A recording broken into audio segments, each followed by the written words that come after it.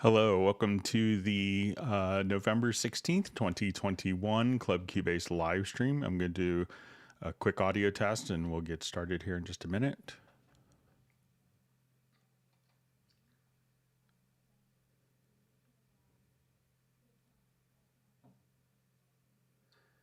Hello, welcome to... Okay, everything in the audio sounds okay on my monitoring computer. My name is Greg Undo. I'll be the host for the live stream today. If you have not attended a live stream before, how it works is we'll ask any questions that you want asked. You could just send them in advance to clubcubase@steinberg.de. Or if you want to just simply enter them in the chat field, we'll try to go through each of the questions as completely and as succinctly as possible. When asking questions, if you could specify which version of Cubase that you're using, whether it's Elements, Artist, or Pro, which level, which version. So if you're running, 10, 10.5, or 11, and which operating system, that information will be helpful. My ability to answer questions in real time will soon get lost. So if we could try to avoid asking the same question repeatedly. If you don't see an immediate response, I will try to get through as many of the questions as possible. We'll try to go for about 4 hours today. We will have an index of all of the different topics with timestamps covered in today's live stream that will be pinned to the top of the comments field. So you could look for that. And if you wanted to search for previous live stream topics, you could go to cubaseindex.com, which is put together by Jan from Stockholm. So we want to give a special thanks to Jan for having that wonderful resource of information where you could kind of just type in anything and it searches for over 14,000 questions that have been covered in live streams. I also want to give special thanks to Agent K and Jazz Dude who do moderation for the live stream. They're not Steinberg employees. They just kind of do this out of the goodness of their hearts to help the community. So we want to give special thanks to that. And also point out another wonderful resource of information is the Cubase Nation Discord. And I know Jazz Dude does a lot of work to make sure that relevant information to our community is compiled there. So special thanks to him for that.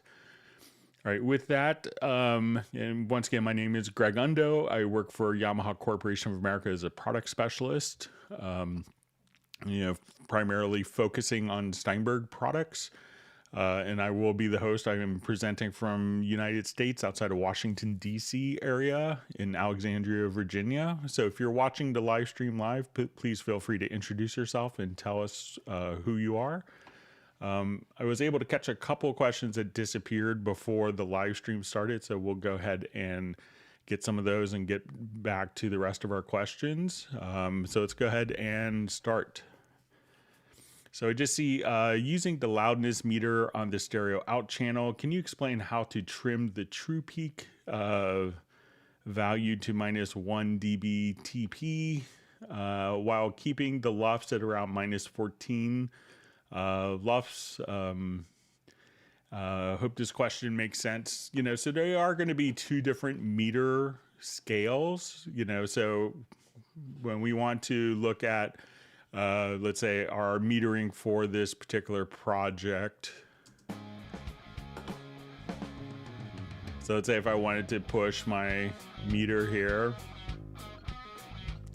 So this would be kind of we could think of this more as like we're looking at our digital scale. We could switch this to different scales, but this will be in dBs. And then when we go to our loudness, we could see this is kind of being our loudness unit levels. So you may not, these are going to be based on kind of two different scales. So you may not, say, okay, if I get it, perfect for my dB loudness of -10 or -1, that may not equate to the loudness unit that we're seeing here. So there's often not like a magic button to automatically take that. Now, if you're taking your mix and delivering it to, different formats, one way to make sure that it's actually, going to different formats at the correct level. A really handy thing is if you just go to audio to processes and just choose to normalize, that you could choose to normalize via the peak level in dB or in loudness units. So at this point you could just say I wanted to take the bass or take my mix down file and deliver it at -14. I wanted my peaks to be at -1, and those may be two different levels, and that's just kind of depending on what you need to deliver it for. But, and you may notice that, sometimes just changing the EQs in particular tracks may, make changes in what the levels are.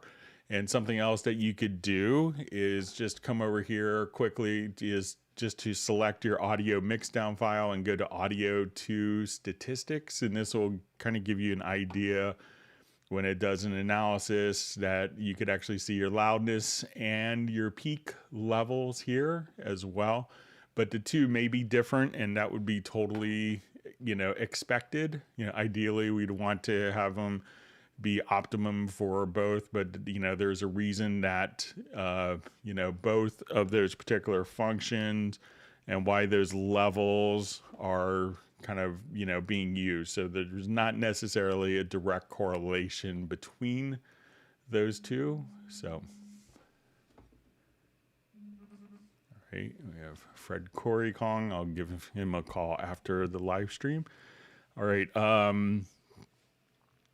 so we see a question: does Cubase have the ability to do crossfade pre-cut and post-cut like other programs? So let's say if I come over here, I could just, let's say I cut and I wanted to do a crossfade between these two.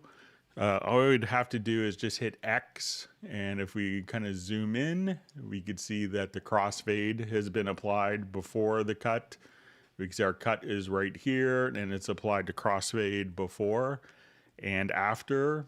If we do a cut, and we wanted to have the crossfade actually, be a specific amount of range, I could actually use my range selection tool and then just hit X, and then we could set the amount of the crossfade length between two different, before and after the cut, just like that, but just by hitting the letter X.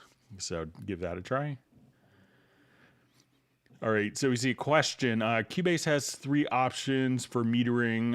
When would I use them when tracking and mixing? So a lot of times people, when we look at our different metering options, so we could choose to look at like input meters as well as post fader and post panner. So let's, I'll just create a audio track here.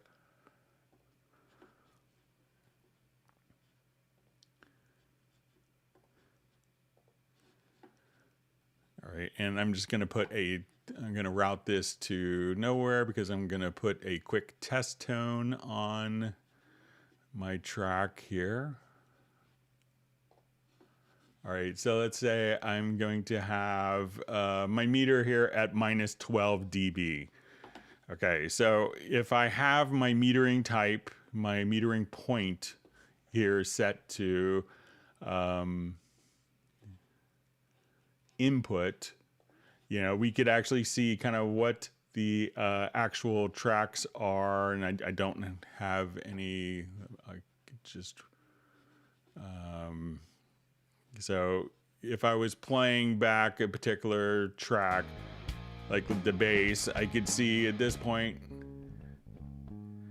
that regardless of where my fader is, we're seeing kind of the input level of the track, of the recorded track, indicate there. So a lot of people, when they first start a mix, may start with input metering just to kind of get a sense of where the levels were recorded at.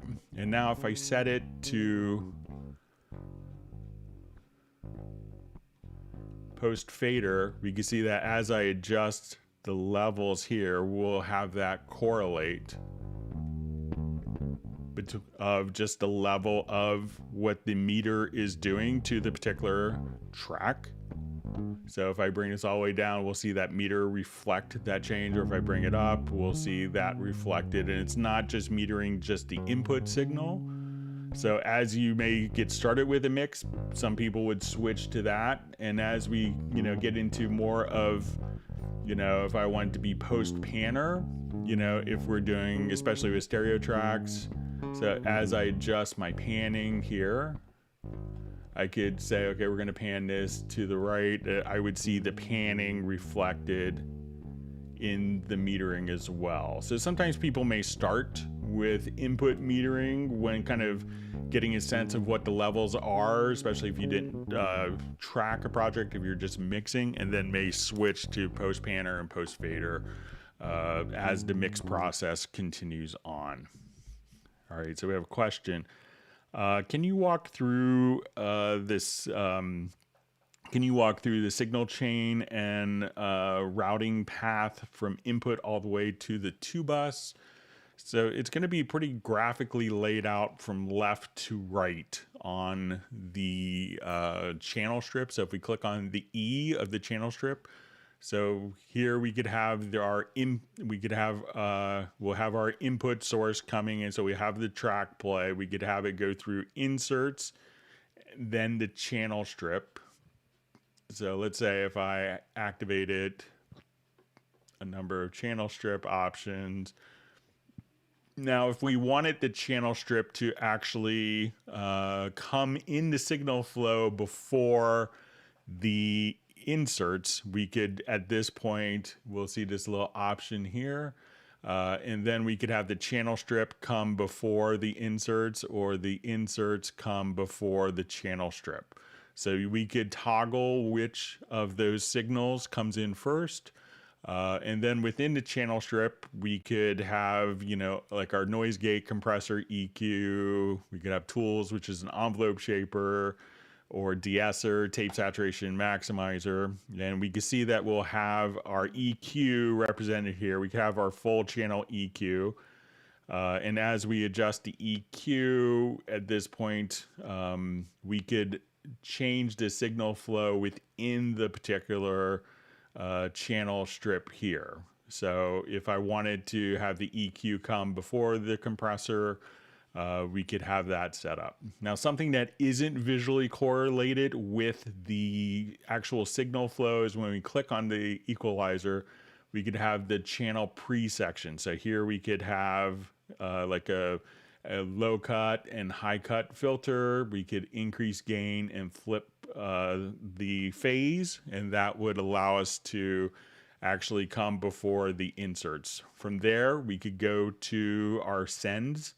So if we wanted to send it to a group, to an effects channel, and then we're going to have our Q sends, and then directly to our channel output that could feed either the groups or directly to the stereo output, the two track bus. So that's kind of the signal flow there. All right, so let me get back to the inserts. Sorry. There we could go to our sends. It's my monitoring computer. Sorry, just going back to our live chat.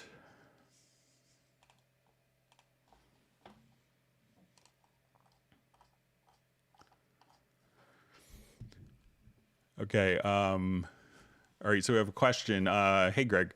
If you load a kit pattern from Groove Agent and hit, for example, the C note, the loop plays from the kit you load, where can I find the MIDI notes and samples who are played from that kit? Okay, so I'll just come over here. I think we have a Groove Agent instance here. I will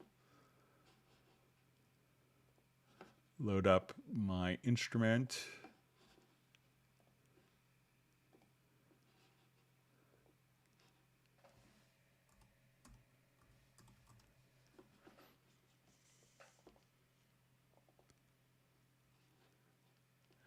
Okay, so if we have like Groove Agent SE5, we can have our pattern pads.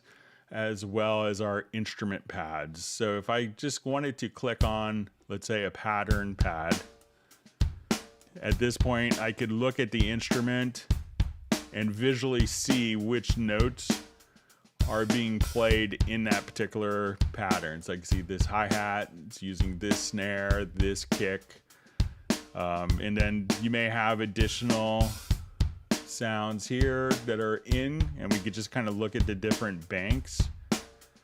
But if I wanted to see, we can see our hi-hat there, and once we see these little flashing lights, that indicates that a particular note is being utilized within that pattern. If you wanted to see if you want to see it graphically to make sure you're not missing anything, you could just simply drag the pattern to the timeline.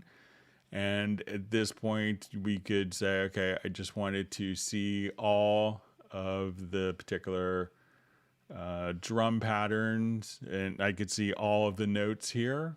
And if you wanted to also you could say, I just want to show drum sounds with the events, and this would show us only all of the events that actually have. So if you wanted to that have particular notes in from that pattern, so if you want to just, drag the pattern to the instrument, if you don't think that you're maybe seeing everything directly from the pattern playback when clicking on the instrument pad, then you could drag that pattern to the project window and look at what notes are contained within that particular pattern. All right, so we see Mark Rabin's going to be in and out of the live stream today from Montana.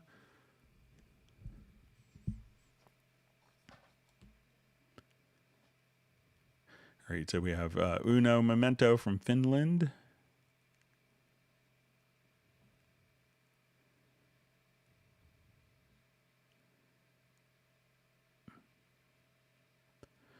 All right, so we have Brian Sawyer from Beulahville, North Carolina. Thanks for joining us, being part of the live stream today.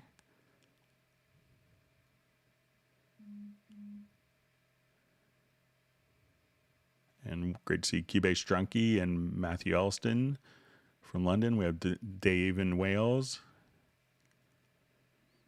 All right, so we have Gabriel joining. And we see Jan from Cubase Index.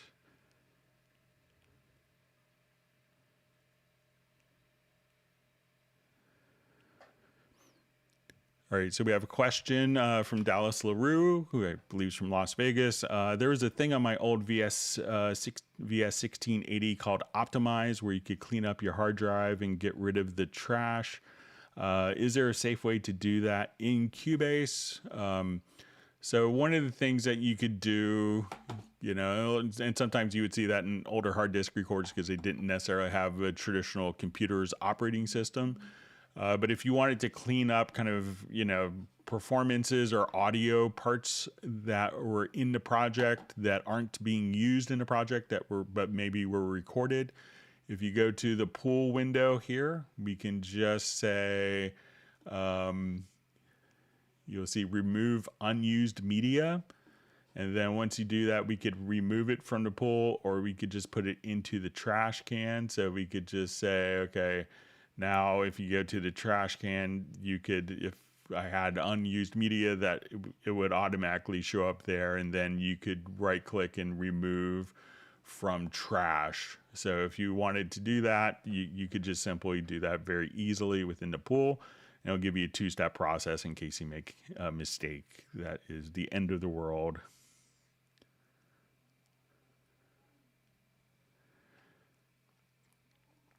All right, so we see, could you talk about transpose an audiophile key, for example, A minor to F?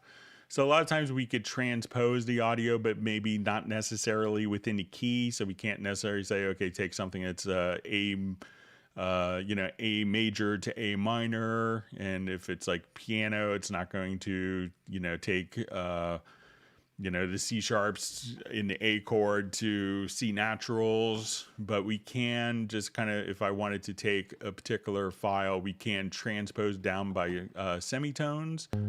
So let's say I take the bass here, all you had to do is select it, and then I could just transpose.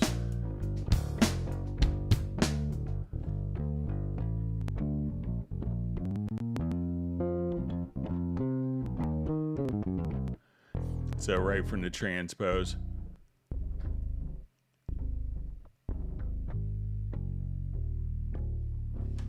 So let's say I want to go an octave higher.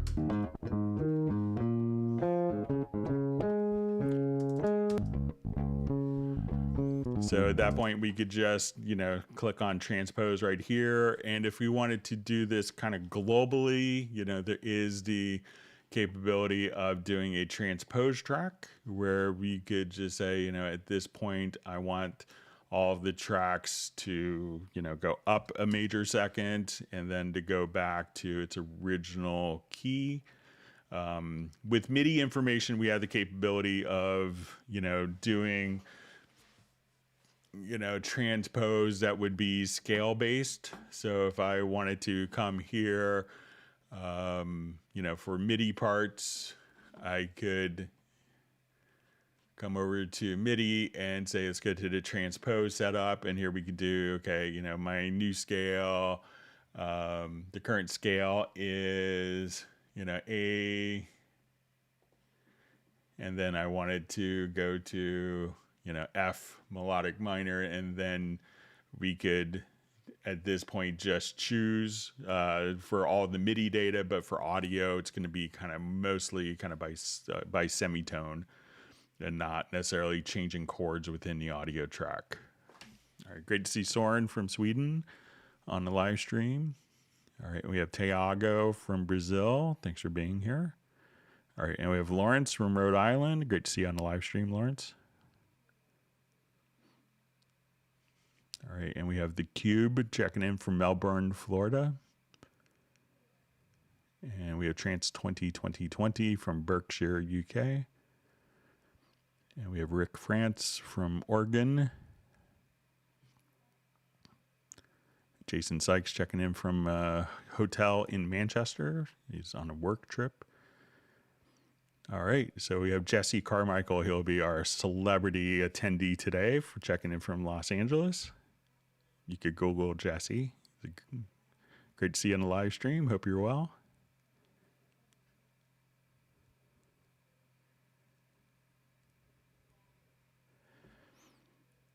All right, so we see Yishay from Israel, producing music for commercials. He's working on Cubase since version 32. All right, that's great. Thanks for being here.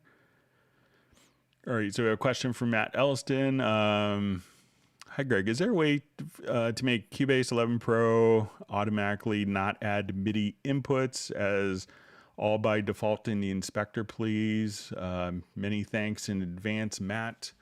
So, by default, I don't know of a way to do that, but if you want it particular, if you want it like the MIDI track to just go to a particular port, it will default to all MIDI inputs just because it tends to be a lot less confusing.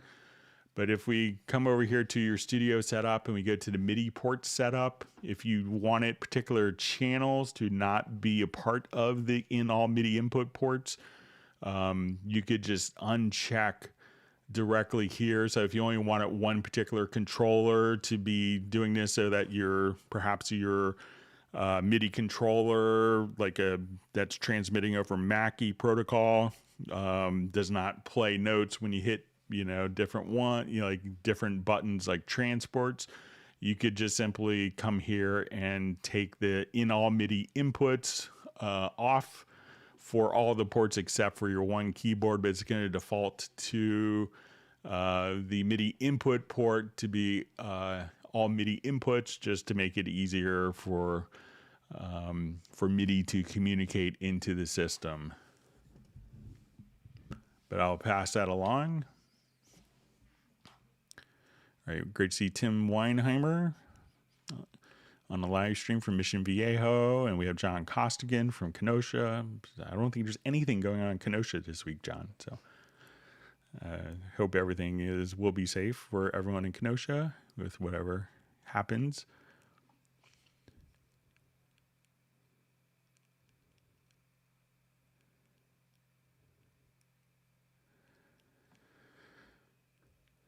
All right, so I just see, hey, from Cambridgeshire, UK question. Could you show us what your mastering chain looks like?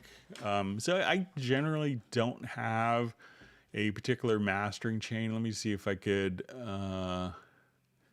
I'll open up kind of a project I got from my friend Sal Pelaez, and I think he has kind of maybe a mastering chain on his that we could look at that might give you an example.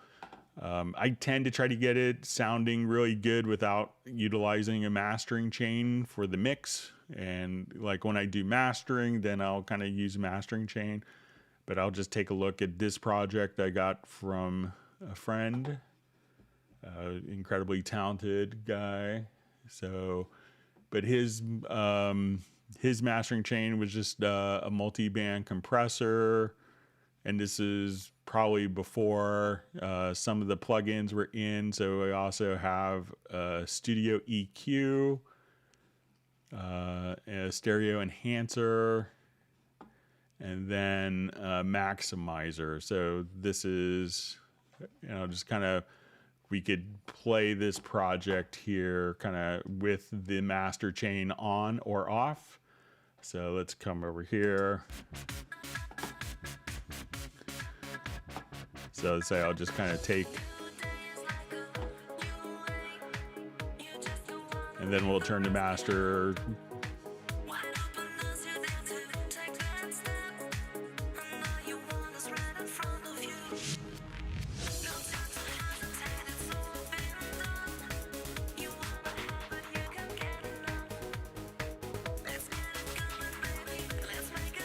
So I would say that could be a pretty typical like master chain.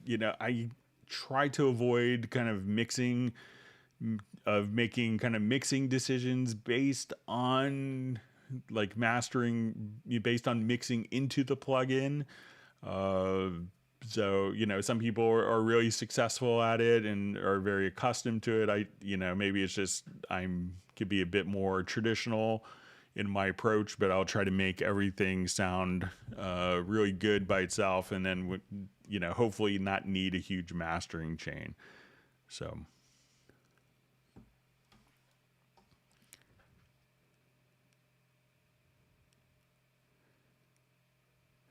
All right, so we have Michael Teams from Weatherford, Texas on the live stream. So he's going to start delivering the virtual ice cream for all Club Cubase attendees. Always appreciate it.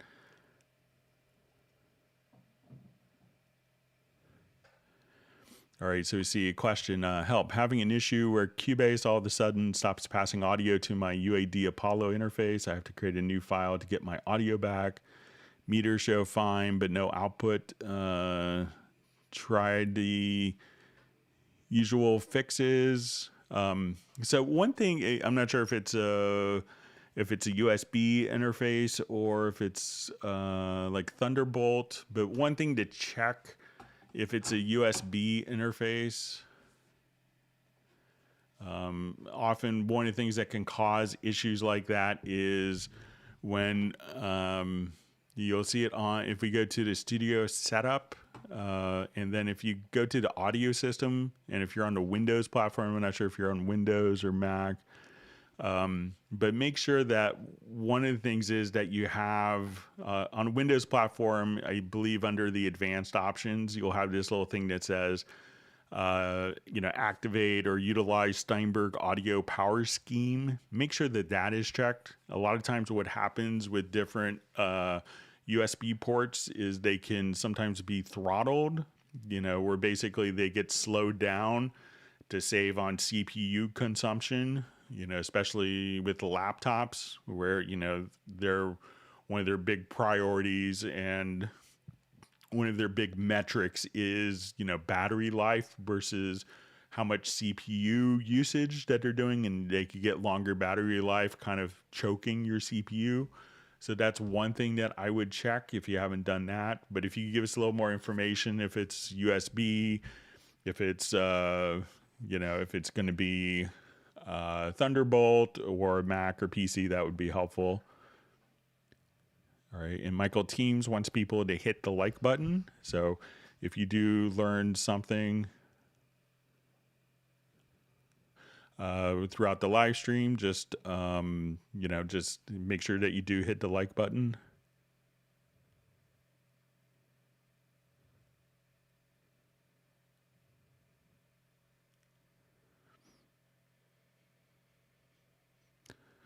All right, so I just see from Joe asked a question about the crossfades earlier. So there's no way to set pre-cut crossfade like other programs. So I'm not sure if you need to set the amount of the crossfade, but it does it for you automatically. I mean, often you want the crossfade to be short, but if you could maybe give some more information on how the other program does it, that would be helpful. All right, so we have Juha from Finland checking in. Let me know if I pronounced your name incorrectly. Apologize if I do.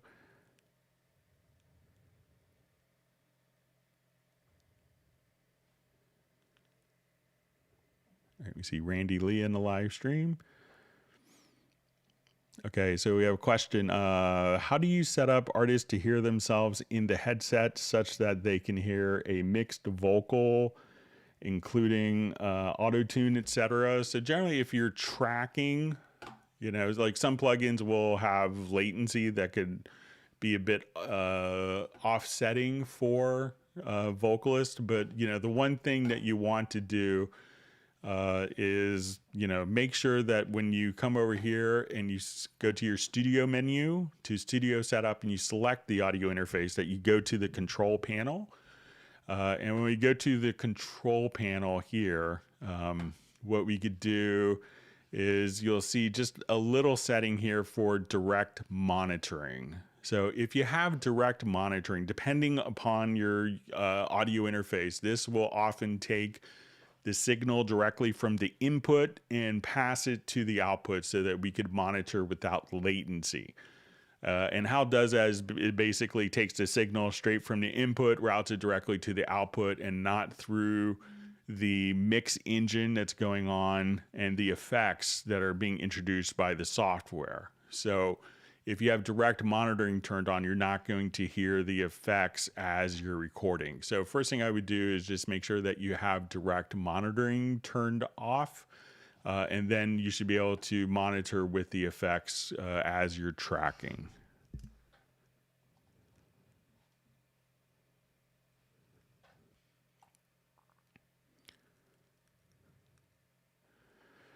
So we see, hi Greg, can you tell us something about Cubase 12? What new awaits us? Are there big changes in the program? I can't really share any information because I'm under probably a non-disclosure agreement, so I'm not really able to share. So some of the things that I did see from Matthias Kalman on the Steinberg forums is, it will have the new licensing system and that it will be Mac for M1 native. So those are two of the things, but that's the only thing that's been kind of publicly announced. And I really probably won't be able to share anything until it's actually released, but there'll be a lot of great features, I'm sure.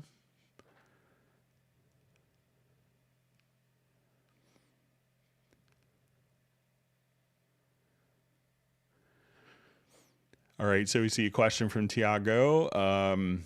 Is there a versioning option inside Cubase where I can write notes for every change I make and save?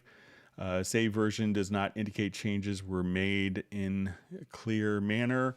So the one thing that you could do, so there isn't a versioning system. We have it in Nuendo where we could do like Perforce. But what a lot of people do is just kind of keep, project notepad.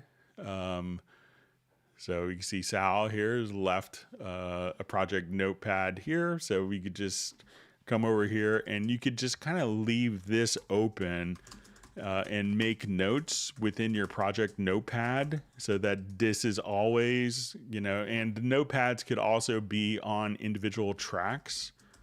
So if you come here and you just like, okay, we made this change, did this. And the beautiful thing of the project notepad is, one, it could show up in the mix console. So if I wanted to just come over here, we could actually see the notepad's information directly within the mix console, but it could also be exported independently. So maybe for each version that you work with, just kind of keep a project notepad, and then you could just come over here and export the notepad data as a simple text file that can be imported into, any program. You could simply import it very easily into any word processor or.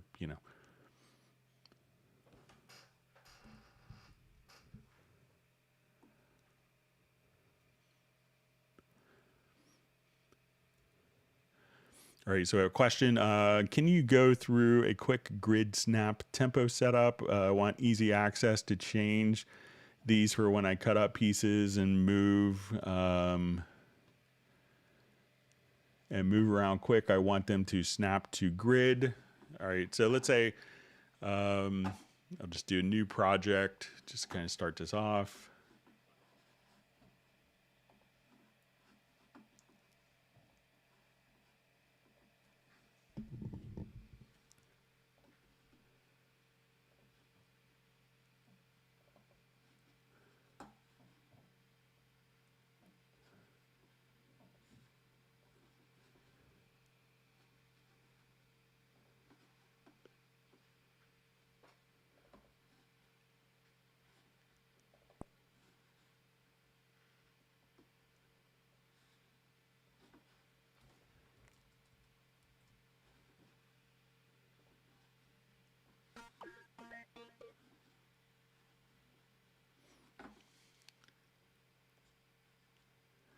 Okay, so let's say, first off, let's say I have this kind of based on a grid, and now they're kind of set to musical mode. So when I play these,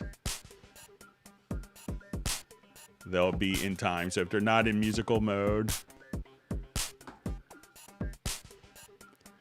All right, so let's say we have these kind of based on the grid. So, if I wanted to just come over here, we could hit the letter J for grid, and that would take off the snap on and off. So now if I move this event, I can move it and place it freely anywhere that I want. If I wanted to hold down my Alt or Option key, like after moving it, I can place it anywhere and have it not be on the grid. Now let's say if I have tempo changes with this, so I'll add a tempo track,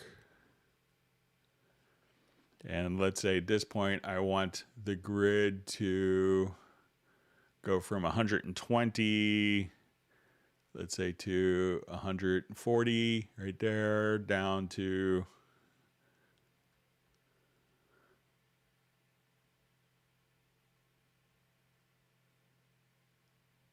120, and let's have it ramp up. Okay, so now when I want to move this, if I hit the letter J, we could have this snap to the grid, and we could have this set to snap to bar. So as I move, I could only place this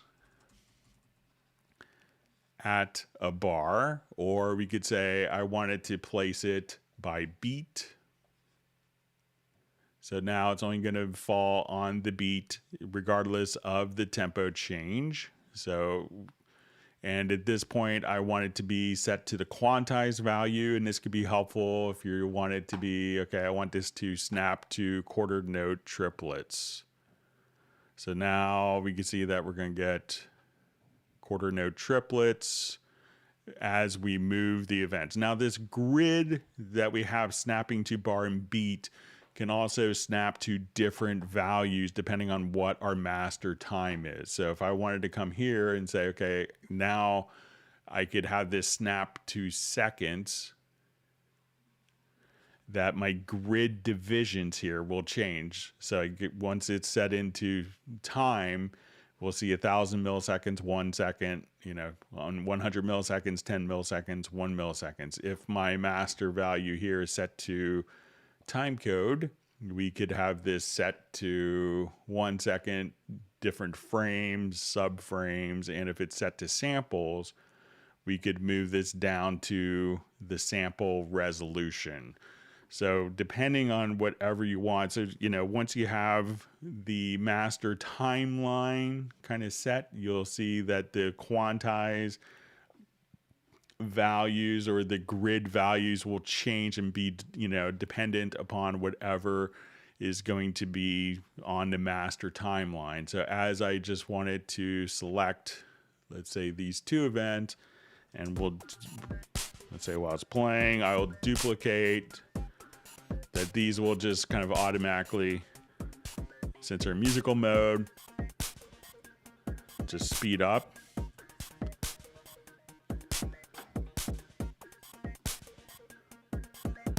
And we'll see that it's going to now just automatically. So even though it's going to have tempo changes, the events will still kind of snap to whatever value and setting that you have set here. So if I just say, we have this used to bar. So as I move this is just going to only snap to the bar. And if I wanted that off, just hit the letter J. And then you could freely move it wherever you want, not aligned to the grid. So let me know if that makes sense. And yeah, so once you kind of, be aware of hitting J, will kind of turn it on and off. And then there's even keyboard shortcuts to switch to next grid value.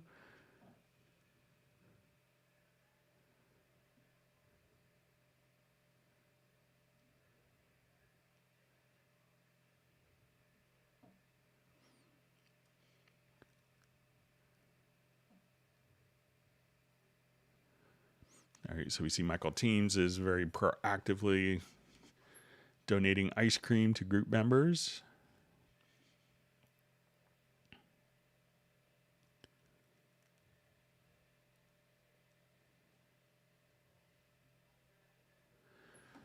All right.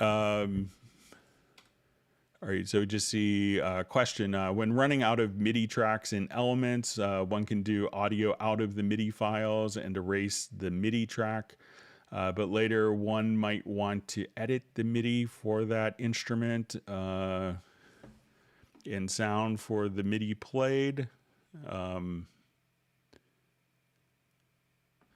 right, so let's say if I come over here, I think I may have an older version of Elements, but we'll take a look at it here real quick.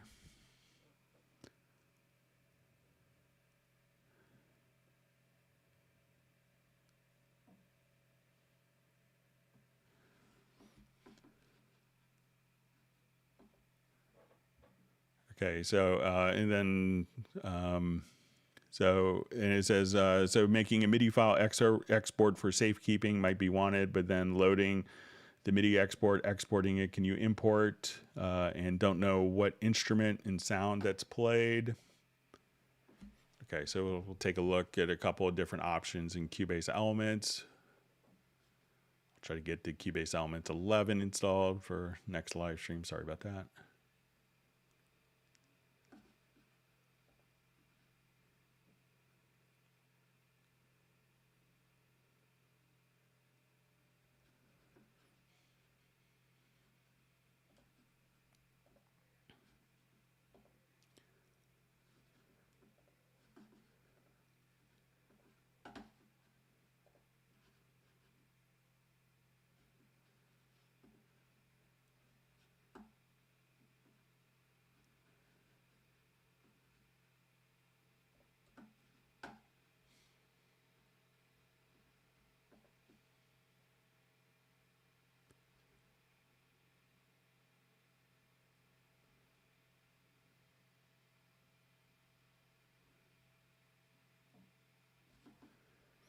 All right, so let's take a look. So let's say if I come over here, I'll just quickly.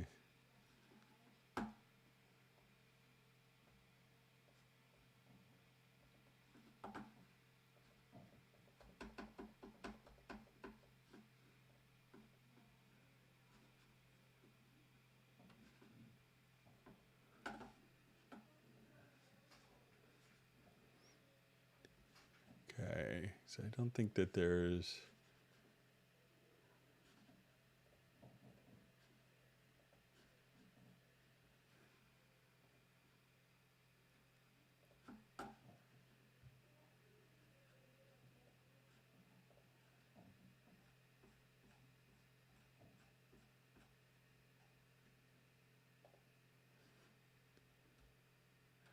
Okay, so let's say if we have 24 instrument tracks, it looks like. Okay, so let's say if I come over here, if I choose to freeze,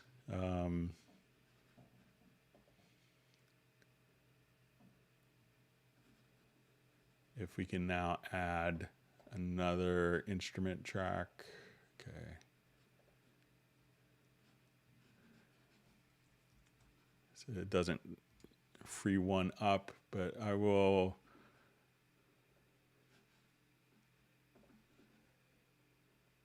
All right, so in Elements, what you may have to do is, let's say if we just,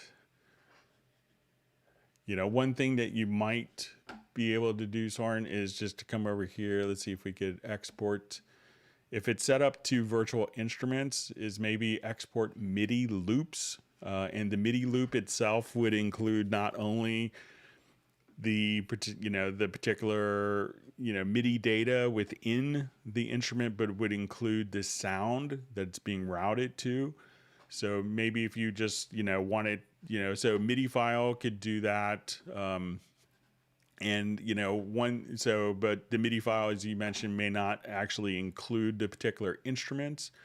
But if you come over here and say, like, Howlian, Sonic, Silk, Rhodes, and just kind of name the particular instrument like that, that you could kind of know what, and if you wanted to carry this name over to the part, hold down Control or Command, and that way you could just, come over here and add, and the name of the part will include the instrument and the particular track. But, another method may be just to export, export individually as MIDI loops. But if you kind of do your naming conventions like this, and I don't think that there's also a notepad that you could have on this. So you could type in the name of the instrument and then export that and have that in a text file that you could reference if you needed to have more tracks.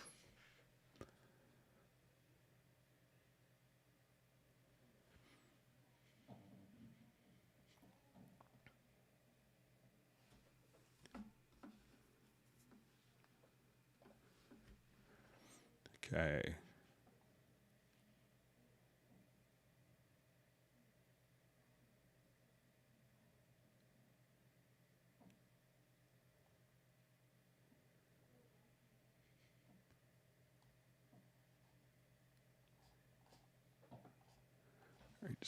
My chat field jumped on me. Just try to find my spot. Thanks for all the great questions. Okay, so you just see from Tiago, Greg, in some live streams, you mentioned about remembering a past live as a musician. Did you mean another incarnation or previous job? Just curious. So I kind of started off as a musician. And then was, I started off playing trumpet in, middle school. And then, in high school, started playing electric bass. And college, I decided to switch my primary instrument to double bass or string bass. And I did kind of like really intense study for performance, and I got to go attend master classes at the Grand Teton Music Festival. I got to study with Francois Rabath, who's just unbelievable bassist in classical circles. So, but I kind of took a path of going more into recording. So there's some people in my life that know me as just a bassist, and some people who don't know that I do any recording or computer music. So that's why I kind of have almost like a distinctive, I still play, not as frequently as I would like. I have a lot of nice instruments, but you know, so I kind of consider it, you know, like almost like a career change, if you will. So, but I did get the, you know, Gareth, who's often on the live streams, and Michael Teams and Pablo. They asked me to play bass on some of their tracks, which I did, and you could listen at the Hot Mess if you just kind of do Google search for HOTTMESS. So when I referred to it as a previous life, it was just like kind of more of like a different career. So like I used to be in a, you know, second assistant engineer at a really huge hip hop and R&B studio as well after college.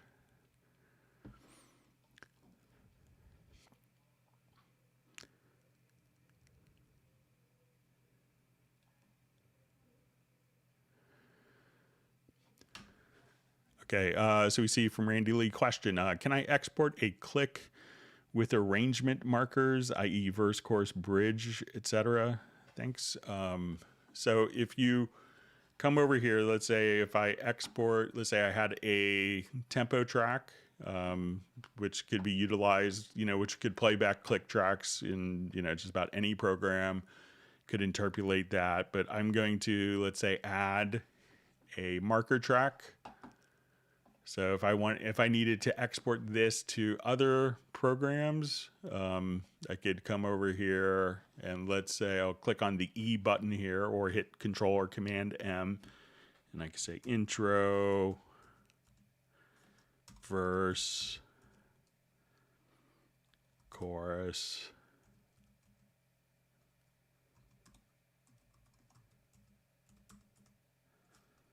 solo. Let's say I have those. So if I wanted to export that, and you may need to create just a MIDI track or like an instrument track. But let's see if it'll allow me to export. Sometimes, all right. So I'm just going to add an instrument track, and we could just call this ignore whatever you want. And I'm just going to add one single note. So if we come over here, we could export a standard MIDI file.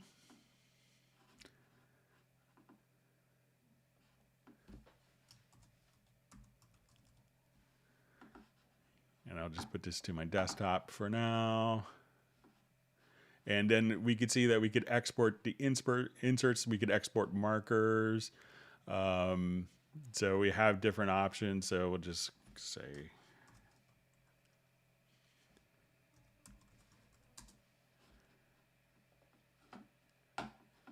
and I'll do a new project.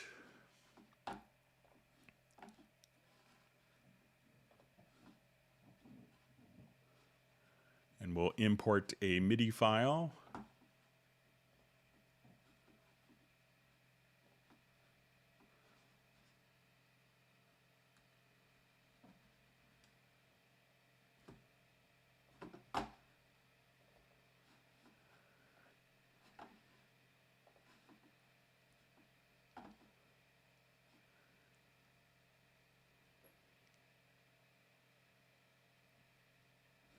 And at this point, we could see that we'll have our marker track, we'll have our tempo track. So I'll activate my tempo track here. So all of that will be kind of carried over. You know, if it's going to be, you know, used from like Cubase to Cubase, you could also come over here and say, I wanted to, you know, import tracks from project. And at this point, I could say, we just find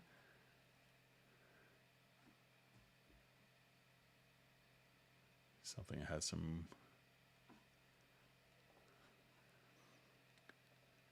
So I will just come over here. So if I have markers, I could just say, okay, this is my arrangement track, and I could just put it into a new track. So you could do an import.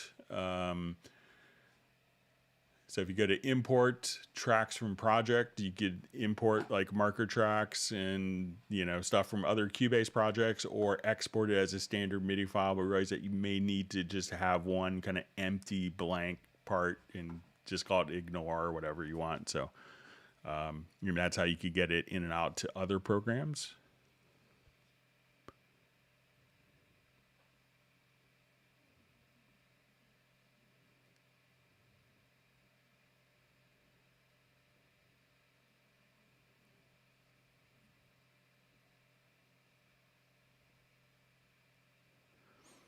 All right, so we see Richie checking in from Northern Germany.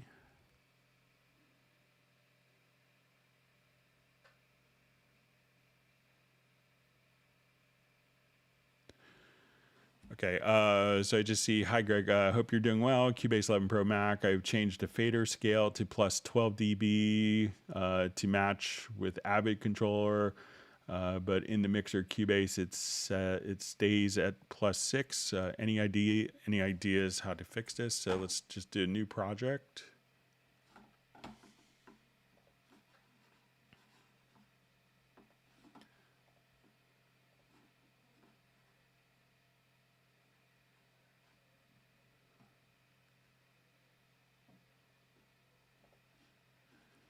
Okay, so we'll just come over here. So we'll see plus 6. I'll go to my project setup and we'll set our volume max here to plus 12 dB.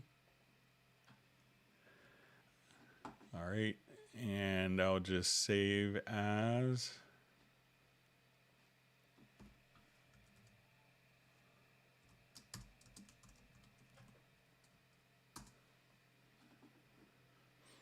Okay, so right now I see that this is set to 12 dB max. So I think that those projects are going to be set like individually per project because it's going to be handled in the project setup. So I will close that particular project. I'll go to my recent projects and I'll say 12 dB max, activate it, and then it's automatically retained there. So it, you know, as you do new projects, try going to the project setup and just make sure that that will be set to 12 dB on each project. But it seems to, let's say if I do a new project,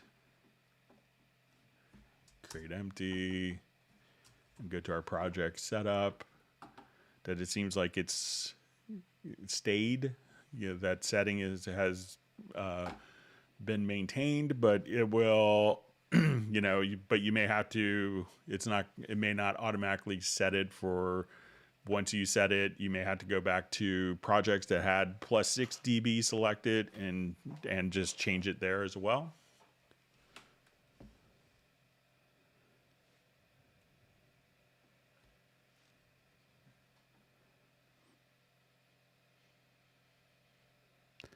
All right, so we have Alexander checking in from Moscow. Thanks for joining.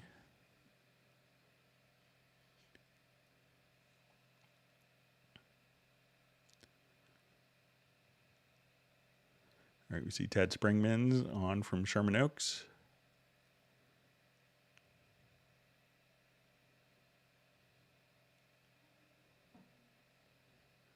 And we have Peter checking in. Thanks for joining.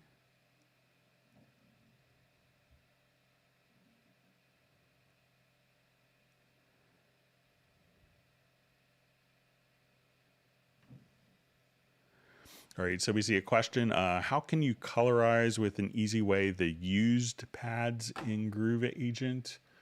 So I don't know if there's a way to, you know, you could colorize pads. Let's go ahead and take a look to see.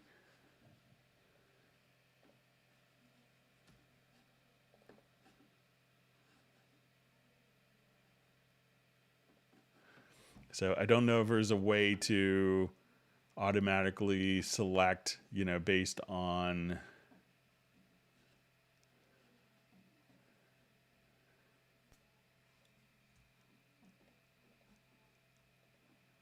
so if I just kind of select, let's try just holding down our control.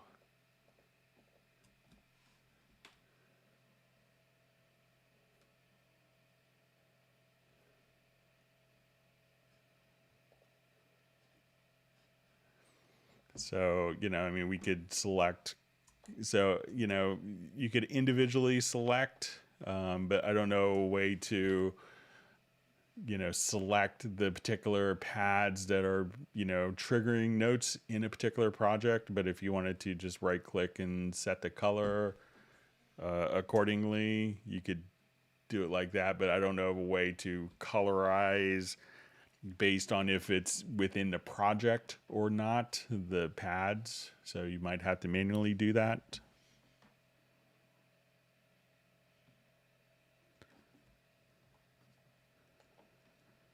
See, Michael Teams is passing out pumpkin spice ice cream, getting ready for Thanksgiving in the United States next week.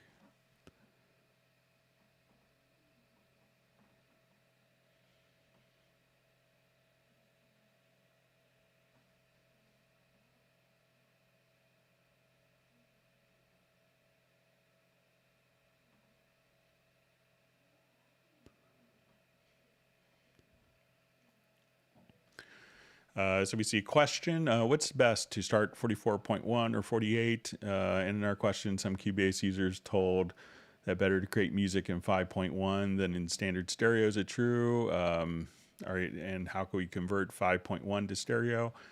So it's really, I would say that if you're, whatever your final delivery format is, if you realize that you might be coupling it with the audio with video, then 48K can make sense for a video editor. They generally deal at 48K. If you want to release it on CD, you could start at 44.1K. Some of my friends, I remember someone had asked, I think Tan May had asked previously, and he wanted to know what sample rate Zed and his team were using. It was, and when I kind of talked to Zed's team, it was, they're doing everything at 44.1, and they're like, it frees up additional resources. And he's like, if I was doing something with a lot of acoustic instruments, I would probably do 96 or 192K. But for a lot of material, they found it didn't make a big difference. I would kind of agree with that. That would be, if that there's not a significant sound difference between the two. So, I would say if your audio is not sounding the way you want, it's not the sample rate's fault, but just think of what the final delivery format is going to be, and then you could kind of choose accordingly.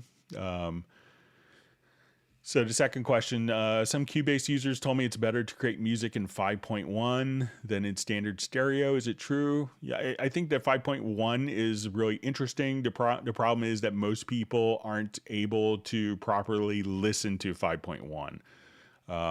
So about 20 years ago, there was a big movement to try to take a lot of great recordings and current recordings and not only offer a stereo mix, but to offer a 5.1 mix. And it was really compelling sonically. I still can remember being at an AES show in San Francisco and hearing Steely Dan Gaucho mixed by Elliot Shiner, who's a big Steinberg user, in surround in 5.1 for the first time. We're listening to the opening cut and the horns come in from behind you on Babylon Sisters. So, it's all Donald Fagen's vocal is perfect, isolated in the center channel, and the band is playing, and then the horns come in during the chorus from behind you. And it was just oh, this is so amazing. So, but the problem is most people don't have a 5.1 monitoring system. So that gets to be the problem. You could spend a lot of time working in it, and then no one can really listen to it in 5.1. And the question is, how can we convert 5.1 to stereo? So within, if we had a 5.1 project here, so let's say if I come to my audio connections, there isn't, there are some down mix algorithms, but if you did it in 5.1, it's probably not going to accurately change, to one, it's not going to be an instant thing where it's going to take that. But, a lot of times your 5.1 mix will be down mixed depending on what the actual monitoring solution is. But if we add a monitor here in the control room and we have a 5.1 monitor set up, at that point, you could go to, and we had a 5.1 output in the audio connections.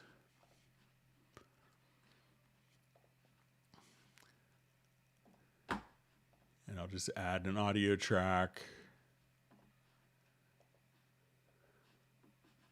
So, but then you could have under the down mix presets, you could say, okay, we're going 5.1 to stereo to mono, and you could have your down mixing there. So I would say it's pretty rare. I think music in 5.1, we see it in films often for 4-channel, because generally the film composers don't get to touch the center channel. It's going to be reserved for dialogue. And the mixer may pump a little bit into the LFE or the subwoofer, but generally I'd say 99.9% of music is going to be mixed in stereo.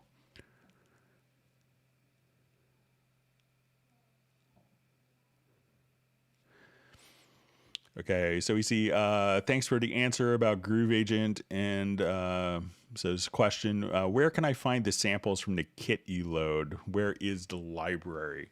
So a lot of times when you go to a Groove Agent kit and we have it opened, so let's say if I come over here, we may not see all of these individual samples kind of broken down, like where you may not see, okay, there's going to be, 10 kicks and 12 snares with different velocities. So often it's going to be kind of loaded up as one single entity within Groove Agent. So like the factory content won't be broken down where you can say, okay, I could take this individual pad, and I could take this tom and come over to Media Bay and find it. So let's say if you come over here to some of the loop samples, some of them will allow you to do that. So let's say, I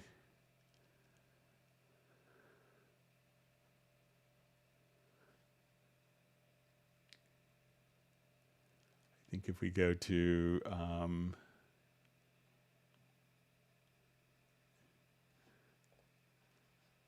so, here, a lot of it, you may just come over here and hear, some of the individual samples, but a lot of the kits are going to be kind of for copyright protection where, we could include it as kind of a kit, but not broken down as samples. But you could check out like even some of the Alan Morgan signature drums and Rock Pop Toolbox drums. And here you could say, but they may not be kind of say this kit is using this. So, but you could take a look through and often kind of find different samples right there to work with.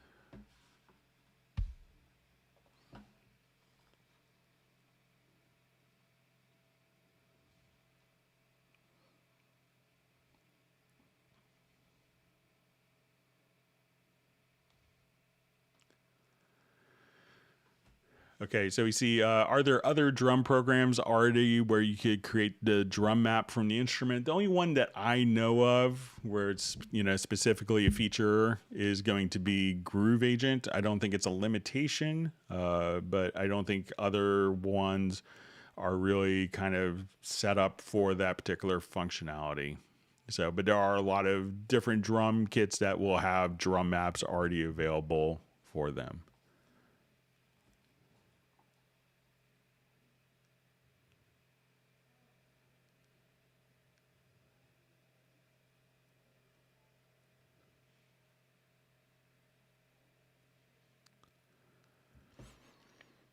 All right, so we see, will Cubase 12 still support VST2 on PC? So I believe, I haven't heard of any plans to change VST2 support, so I imagine that it still will. I can't really comment until it's coming out, but I wouldn't be worried about that. And even on the Mac side, I think it will be supported, but it'll be running under Rosetta.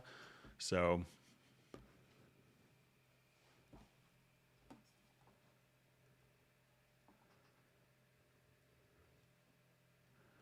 All right, so I just see, is this Cubase 21? So I imagine that might have been a typo for Cubase 12. So I'm running Cubase 11. So generally for the live streams, I don't run any software that would be, not available to users. So.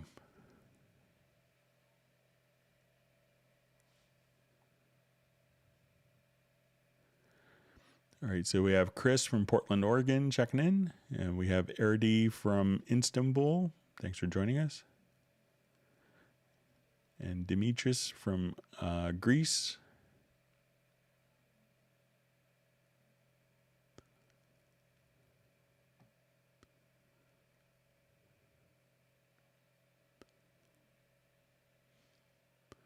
All right, and Michael Pierce is joining us from outside of London. Just hoping that everyone in the Northern Hemisphere is enjoying autumnal colors and slipping in leaves. Yeah, my son was having a lot of fun with leaves at the bus stop this morning.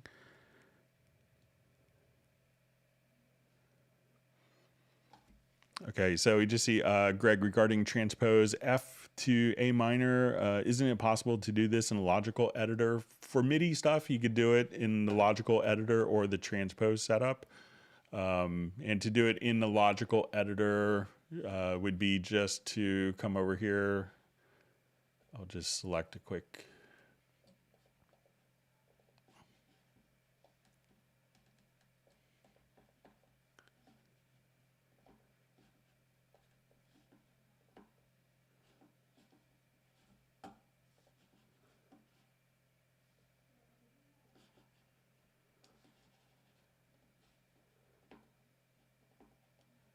Sorry about that. Let me just add a note here.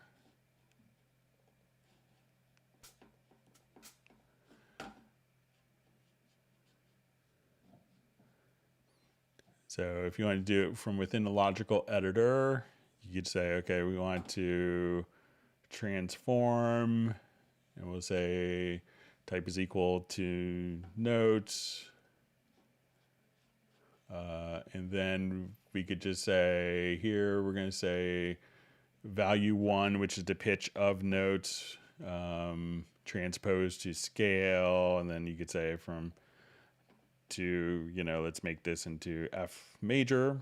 So you could then just kind of transpose and have the notes automatically fall. So say if I do F sharp major, we'll see now the notes will probably shift. So once we have this selected here, then those notes would shift just like that. So, but again, you could also, for MIDI information, do this within the transpose setup as well, and just check the scale correction there.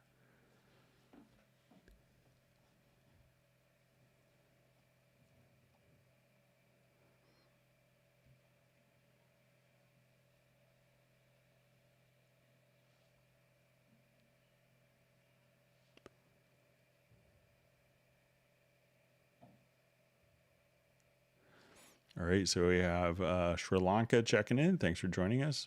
Realize it's probably very late or early there.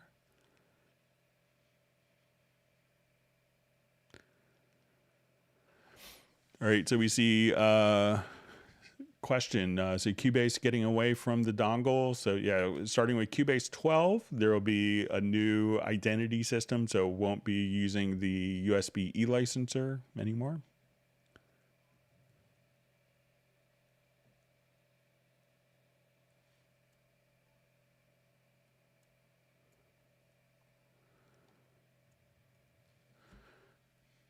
Okay, so just see from Lloyd Mitchell, says, I emailed a complete folder of a song I was mixing. We both have Cubase 11 and Plugin Alliance plugins. Cubase couldn't find one of the AP plugin, but have the plugin and can insert it manually. So sometimes when this happens, it could be maybe one version was using like the VST2 version, and maybe one is set to use the VST3 version. So maybe it's something like that. Make sure it's not, I'm not sure if it's only, I don't have any of the plugin alliances plugins, but if they have VST2 and VST3, make sure that, they're, using the same one on both sides. Okay, so we just see from the cube, just saying we need a more advanced studio EQ. So make sure that you do check out, there is a very sophisticated EQ other than the studio EQ. So if you wanted to go to frequency, So let's go under the EQ and you go to frequency, and this is pretty comprehensive in that you could come over here. It's 8 bands, but if it's on, let's say, our stereo track, we could choose to have this one single band EQ kind of the mid and the side independently. So if I wanted to adjust kind of the sides, like the left and right edges of the panning and the middle part of the panning spectrum, or we could also have this do left and right. So we could come over here. So it's 8 bands. Each band is linear phase. And there's a dynamic mode so that now you could, just come directly over here and go directly to the, so if you wanted to apply dynamics to band 3, and even if you have dynamics on band 3 on mid or side, again, independently, or left and right independently, we could also just come right over here and see the pitch indicated.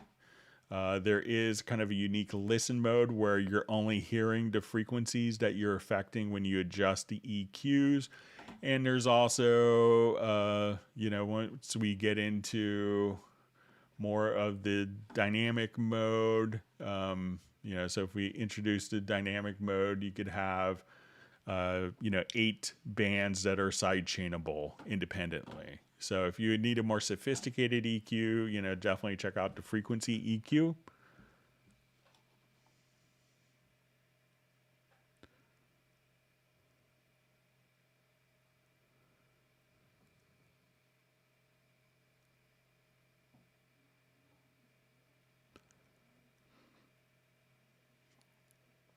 All right, so I see just kind of a further comment and a 96 kilohertz cut on the low cut in the main EQ and 6 bands, unlike frequency 2. So, all right, so let's say if we come over here to the frequency, so usually most people aren't displeased having that, but let's say if I wanted to come over here and we say low shelf, or let's say, we can cut 96 dB directly there. So I'm not sure when you say a 96 kilohertz cut or a 96 dB cut, but you have a 96 dB cut on a low cut in the main EQ and 6 bands, unlike frequency. So, here we have 8 bands, but you can't have 96 dB of cut as well. So if you need that more, you could do that. But one of the other things, we have to make sure that, if you use like the channel EQ, that, you have backwards compatibility with other projects as well. So, but there is a 96 dB cut in frequency.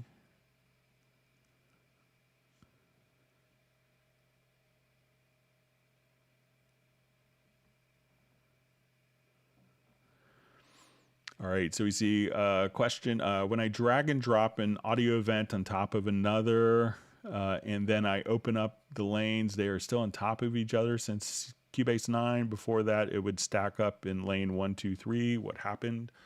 All right, so let's give it a shot here really quick.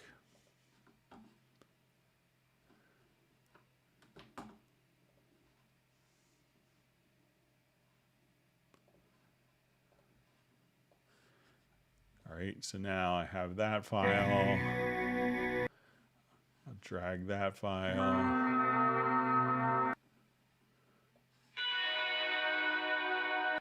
All right, so now when I go to the lanes,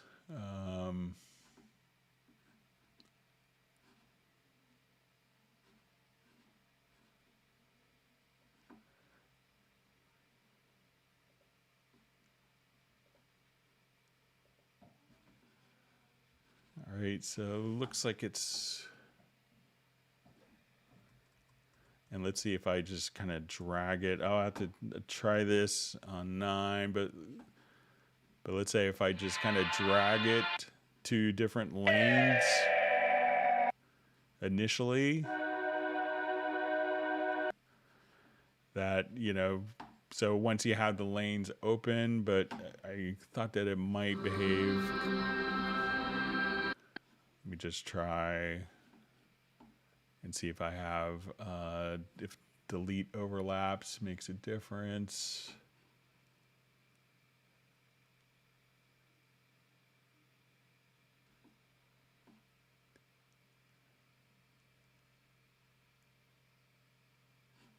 Let me just look to see if there's any preferences that might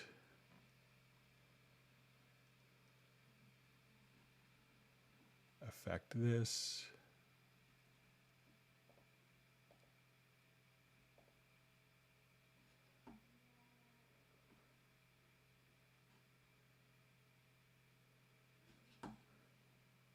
So I could try it in.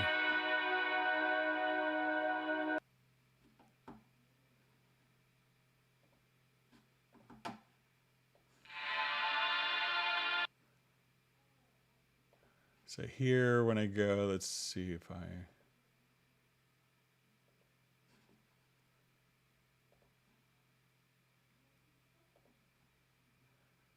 So then I could select the lanes, but it doesn't show up in lanes. But if you want to send me an email, I will. I don't have Cubase 9 on this computer, but I could see if there's any preferences that may change that behavior. Sorry about that.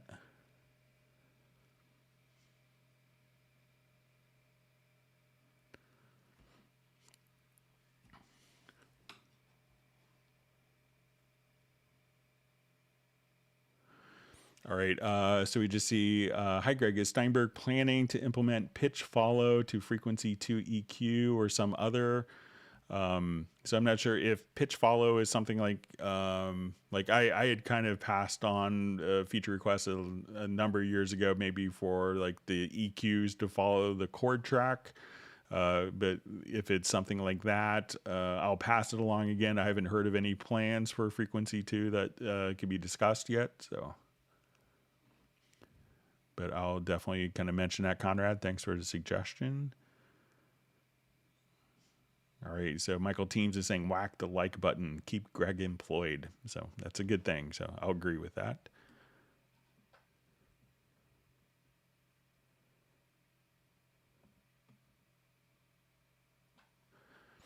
All right, so I see from Sonic Alchemy saying it's Thunderbolts. I think this might be with the with the Universal Audio Apollo interface, it's kind of dropping out. And if you could let us know if it's going to be on Mac or PC, and if it's connected to a hub or directly to the computer, that would be helpful information. But thanks for the clarification on what format it's using.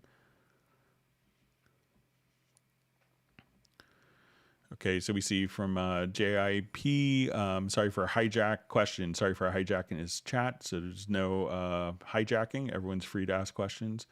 I'm wondering for some time now if Cubase 11 will get Apple M1 support or will come only in Cubase 12. So I think Cubase 11 will basically work under Rosetta mode, and I think for true native support of the M1 processors, it will be in Cubase 12 from what Steinberg has kind of indicated.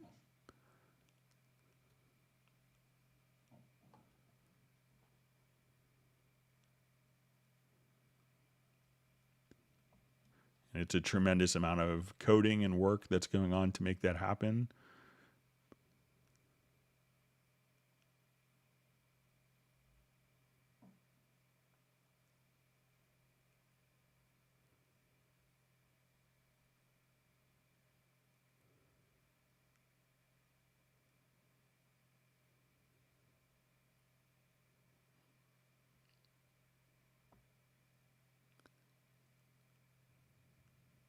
Okay, reading through comments.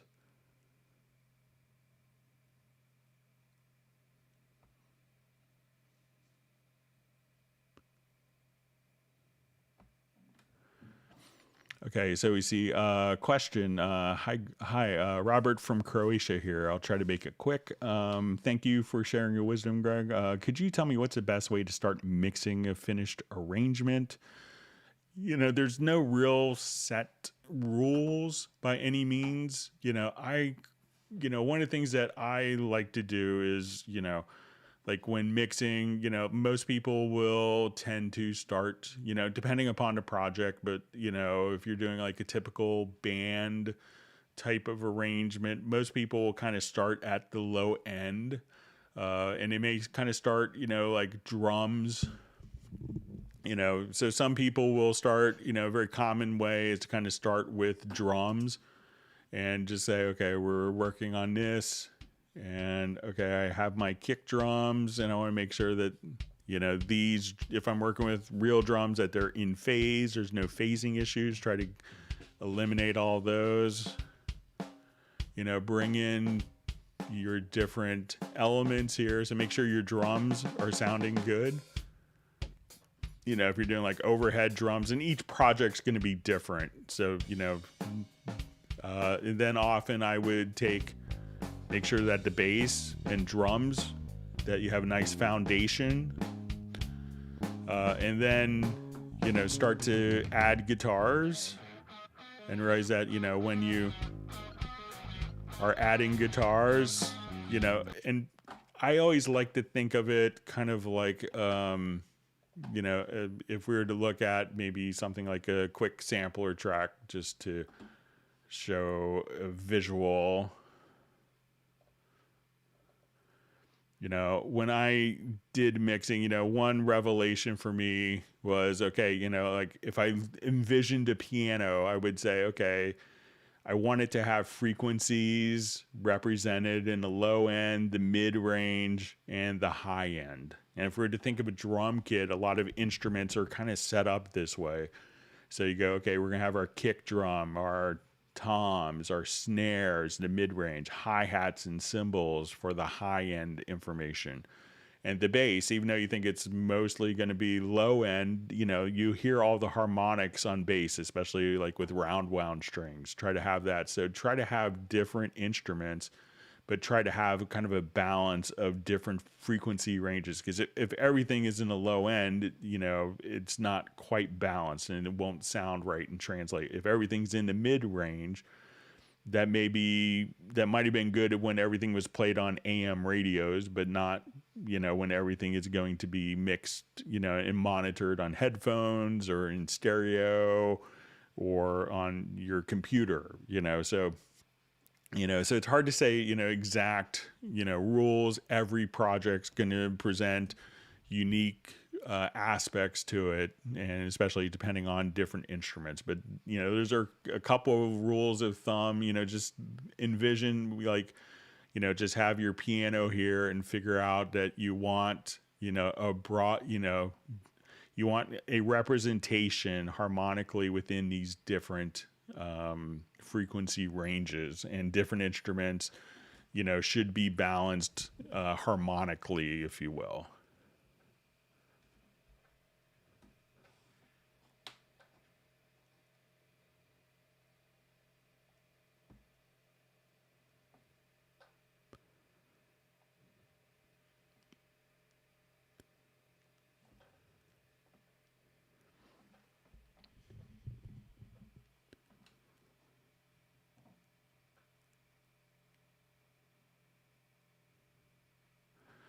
Okay, so we see a question from Andy Lane. So thanks for being on the live stream.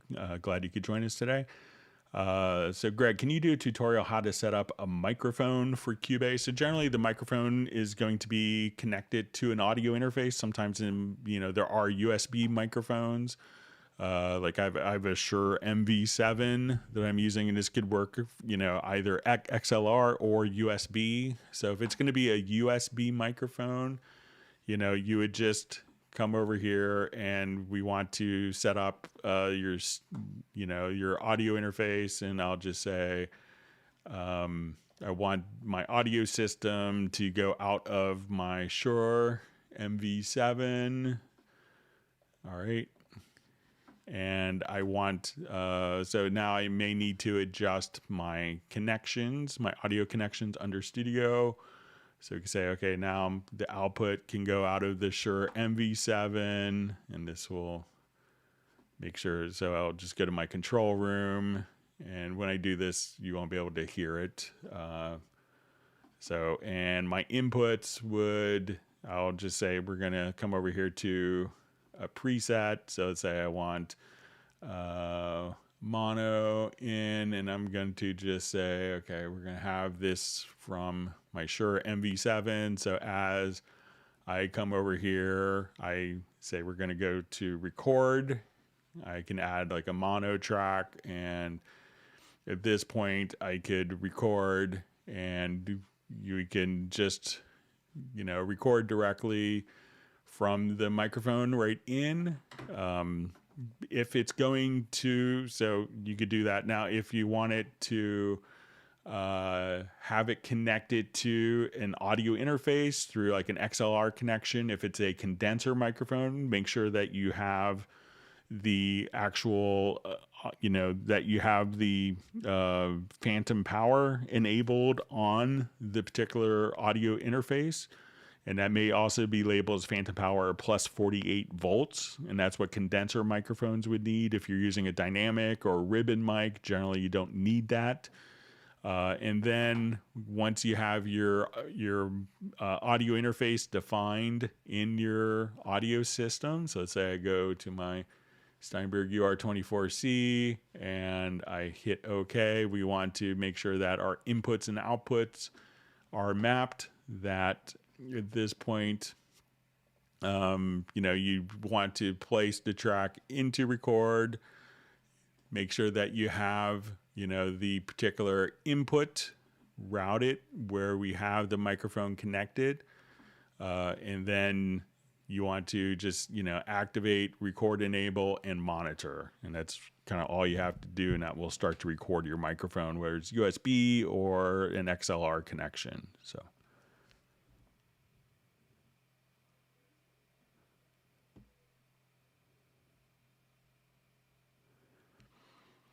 All right, so we see from Peter just saying thank you for your help last week with showing the waveforms and the right on a project window. Your advice worked. I needed to zoom and widen the track. All right, so thanks for letting me know. It was kind of a puzzling one for me. Glad we could help point you in the right direction.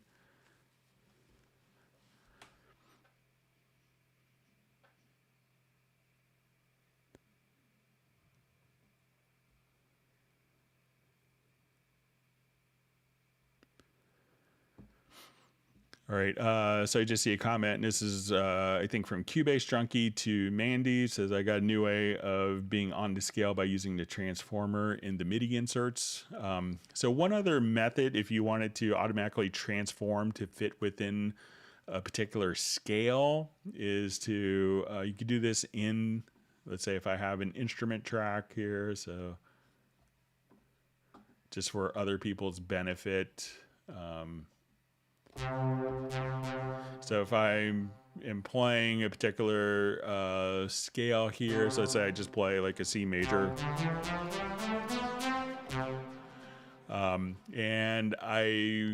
so let's say I'm here on Retrolog. If we are in the editor itself, one of the cool things is you could just double click here, and when we go to Scale Assistant, we could say, okay, I want this to be in D major.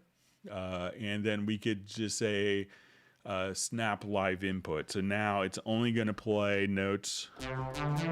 Like if I record, it will only record notes that are going to fall within D major. So I'll come over here and I'll just record the C major scale. And I'll set up just unmonitor that. So say I'll just go ahead and I'll play a C major scale, and then when we look at the events, that now when we go to look, it will be only once we have the snap live input that we could just quantize kind of the pitches that way. So you could just do kind of snap live input directly from within the key editor itself as well, without having to use a transformer. So that may simplify things for other people wanting to do that.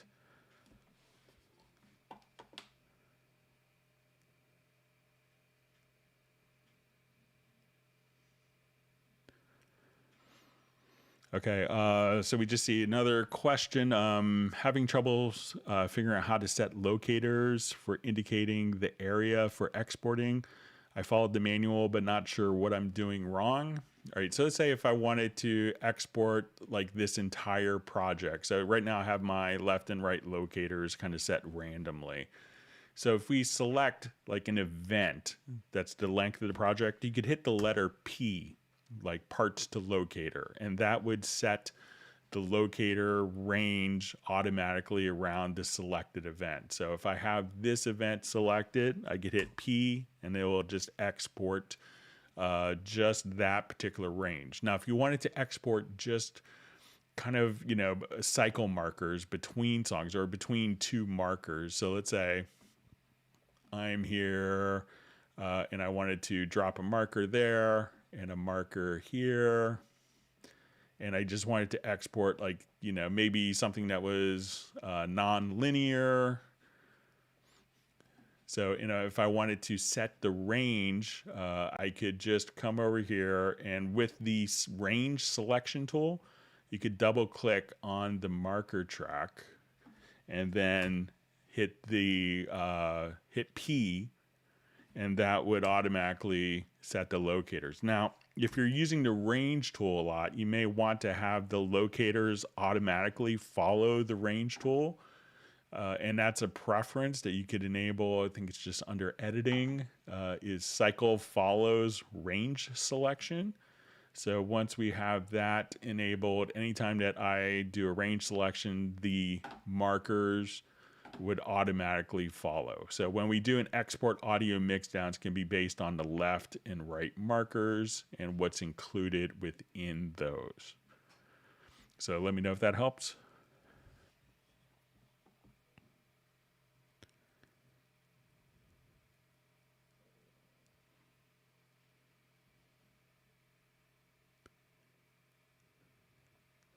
All right, so we see Robbie Bowling just checking in from Dallas, and he's saying better late than never. So you never have to apologize for being late. That's why, you know, we have these where you can watch it live or watch it afterwards. But glad you could join us.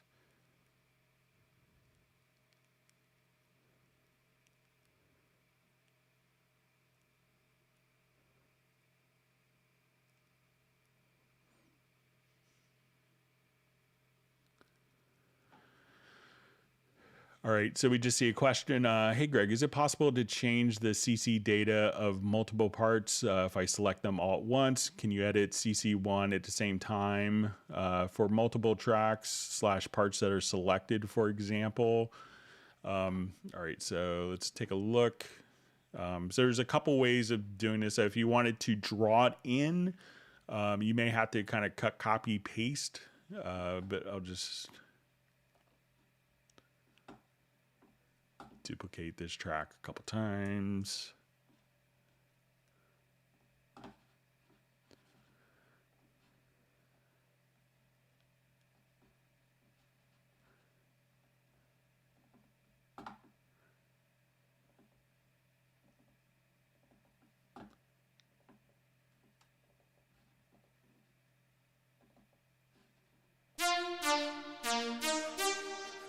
All right, and let's say if I wanted to come over here, let's say we have modulation.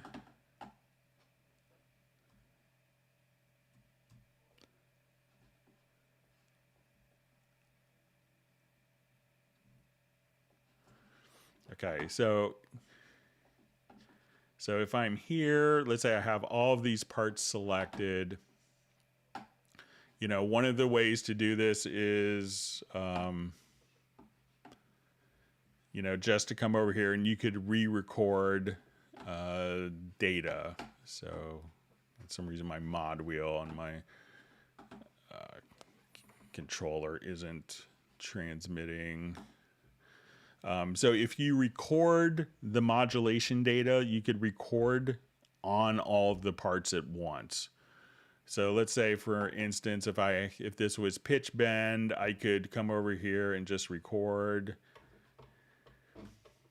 And if all of those tracks are record enabled, you could just record the pitch bend data, and we could have, depending on your MIDI record mode, we could have that merge directly into existing parts. So let's say as we're playing, I want to record in. So I'm just moving my mod wheel, and I'll do this for, excuse me, I'll record enable all the different parts. So if you wanted to change existing values, you can just kind of come over here and re-record in. So say I record, so that will overwrite the values. But if we wanted to take existing modulation, I could select these different parts here. And if you want to like bring everything down, I could come to the logical editor and say I want to transform type is equal to controller, and its value 1 is our CC message 1, and I could say let's take its value 1 and I wanted to subtract 30. So now as I do this, we could subtract 30 values from value 1 of modulation. So we could edit multiple ones like that. But what is easier, and this kind of was simplified in version 11, is now I could take, if I have multiple parts that are selected, so we say, I can now come over here and just copy. So I'm just going to do Control or Command C. And now when I go to, let's say, Retrolog, let's say I'll modify this so it's visually different. Okay, so I want to copy this, and I go to Retrolog 2, and then I could just paste the controller. So if you wanted to have the same controllers information, you could do it like that as well. And you could, and why it looks a little different, you could paste it at the particular, at origin as well. So let's say if I come here, so we could say, okay, I have these selected.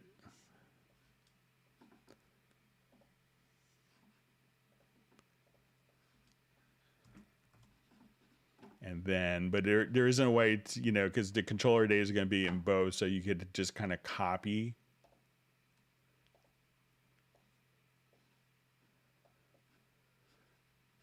So I'll select all of my controllers. So I'm going to copy that. Let's go to the next part. And then I'm just going to look up the paste at origin keyboard shortcut to make sure I have it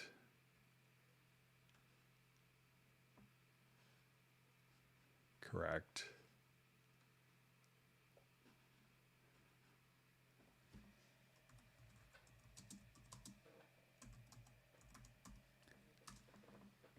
So Option V, okay.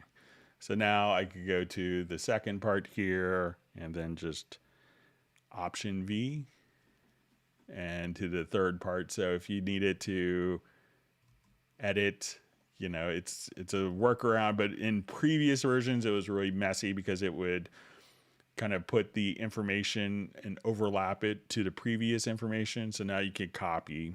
So I know it's a little bit of workaround, but it's not so hateful. But just remember Option Alt or Option V for paste at origin.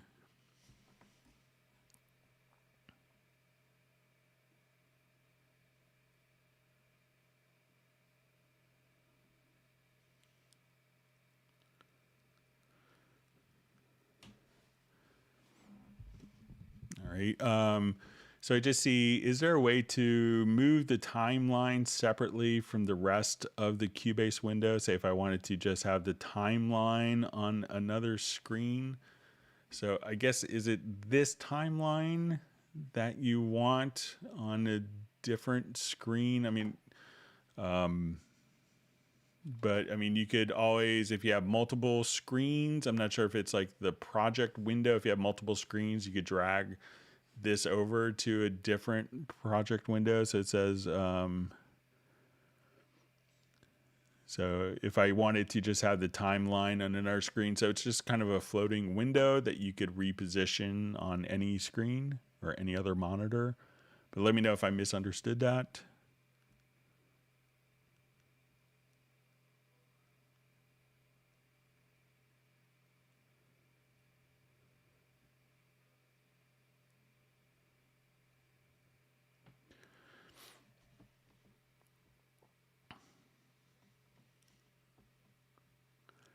All right, so we just see I have a UR242C. How can I control the settings for it on the mixer F3?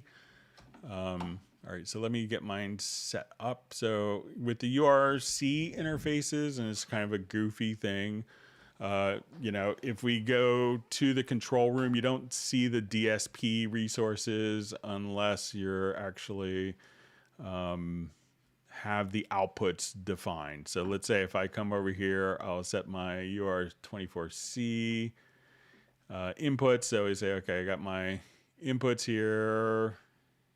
And what I want to do now is we'll add an audio track. And we'll just set this to our mono input. All right, and now I can see my UR24C settings directly here. And let's see if that is translated into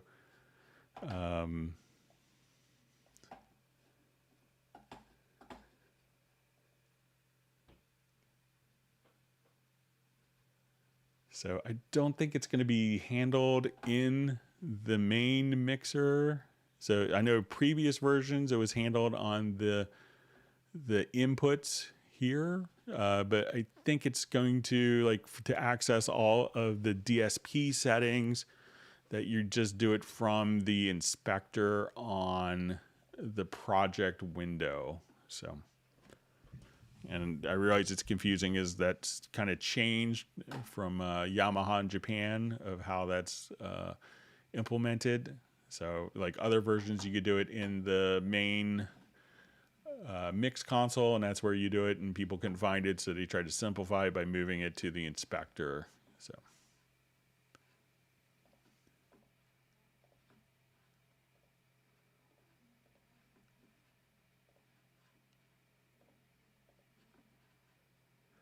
Okay. Thanks for all the great questions. And if you learned something, make sure that you do hit the like button. And as Jazz Dude is described, smash the like button. All right.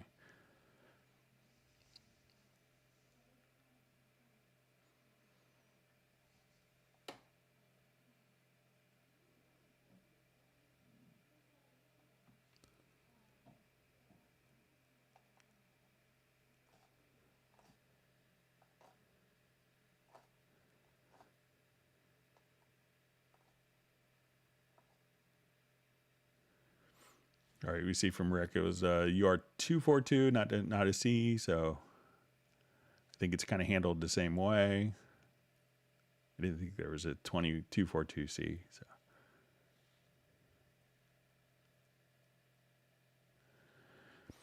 Okay, so we have a question. What is the Steinberg audio power scheme, and when will we need it? So, you know, a lot of times, and I think we mentioned this a little earlier in the live stream, that people, many laptop companies will generally kind of slow down the computer's processor so that it could have a longer battery life.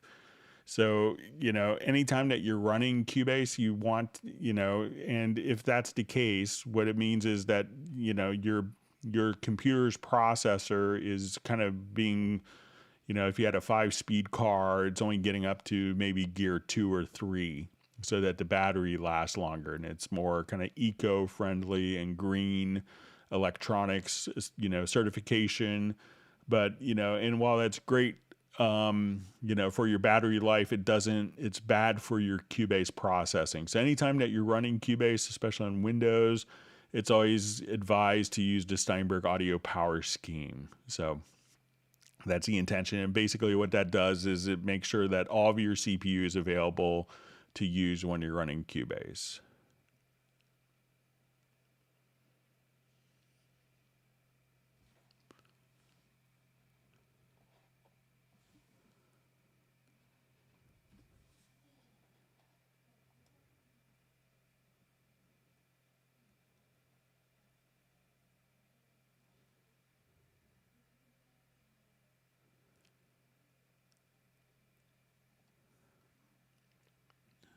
Okay, so we just see from Angelina. Hi, how do you batch export multiple mixes at different formats at one go? Example: full, drum and bass, no drums, strings, etc. Wave, MP3, AIF, 48, 32, 128, or 320, 128. So if we wanted to do different formats, so the formats can be done really easily, but if you're doing different instrument combinations, and doing an export audio mix down, that kind of still has to be done manually. So let's say if I have this project and I go to my export audio mix down, and if I wanted to do different formats, this is when we see this little export queue. So if I enable this, we could say, okay, I want to mix down to a 48K 32-bit float wave file. I could click on add to queue. Now I want this to be 24-bit 48K. Add to queue. I want this to be 24-bit 48K split channels for my surround. And I want this to be an MP3 at 48K at 320. And I want this to be 128K MP3. And then all I have to do at this point is just say start queue export. So if you're doing different instrument channels, you'd have to kind of go through and manually mute those. And that isn't necessarily kind of saved directly within the job queues, but all the different formats can be done. So.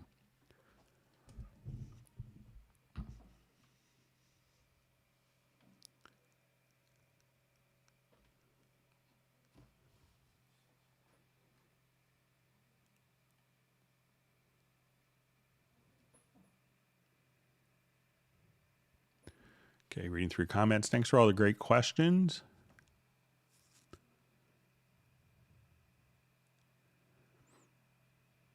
All right.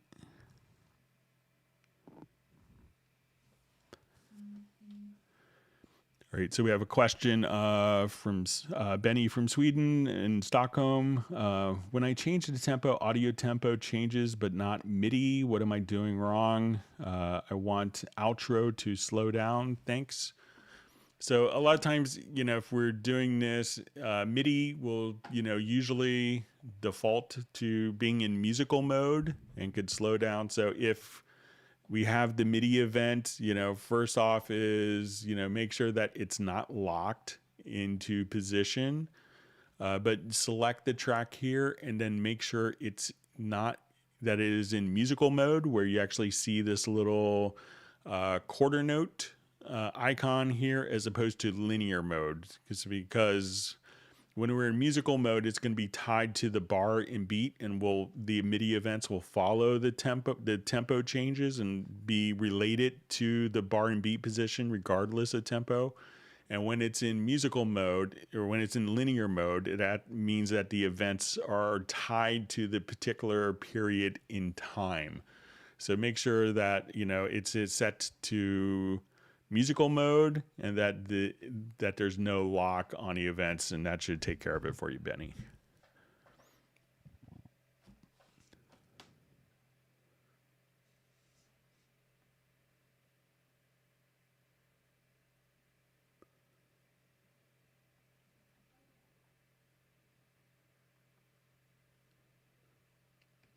All right, so we have Chris checking in from Columbia, South Carolina. Thanks for joining us.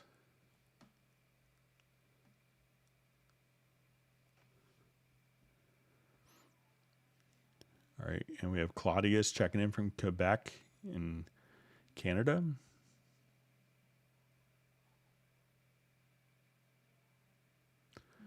All right, so we see what's new in Cubase 12. So I don't really have any features to share with you. But the two features that have been announced is Apple Silicon support and as well as the new licensing scheme. There will be many other features, but we're just not able to communicate those now.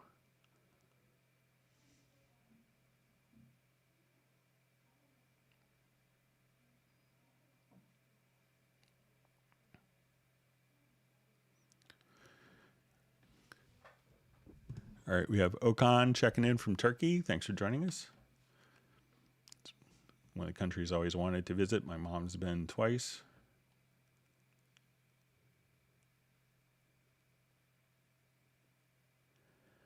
All right, so we see Jeff Sabelski from Chico, California on the live stream. Thanks for joining.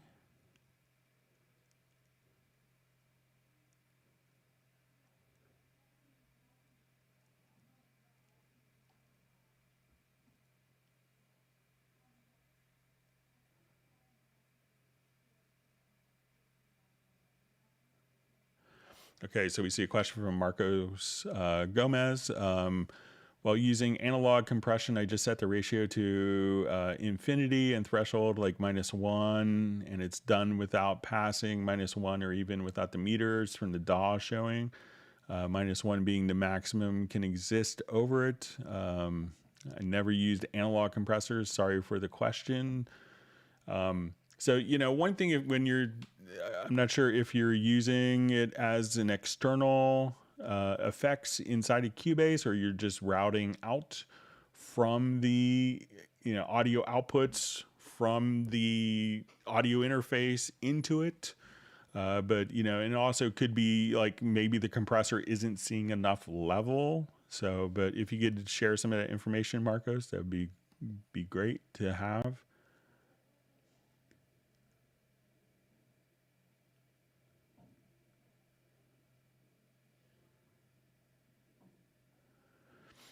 Okay, so we just see, hi, I add reverb to feel more comfortable when recording vocals. This question, however, there are echoes in the sounds I recorded, even though I turned off the effects, echoes are heard in the audio recording.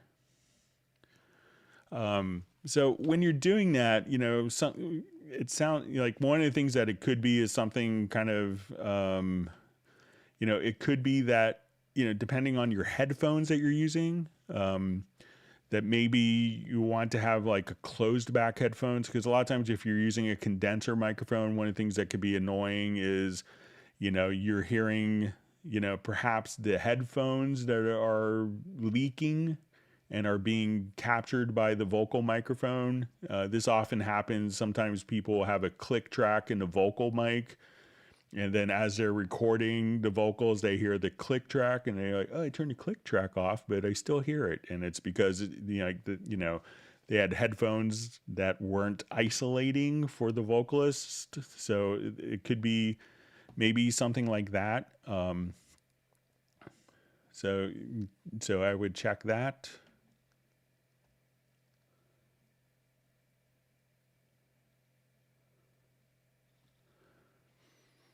All right, so going back to Marcos's question, the question is digital limiter with ceiling like -1 is the same as analog one with -1 of threshold and ratio. Simple like that, or do I have an additional thing? So, you could have it set to -1, but if you're not getting anywhere near -1 on the unit because of the level that you're sending out to it, then so in concept, they're going to be similar, but, you're going to have different gain structure requirements. So, and especially if you're going out -10 from an audio interface, or you're going into a -10 input or a +4 input, depending upon the unit itself.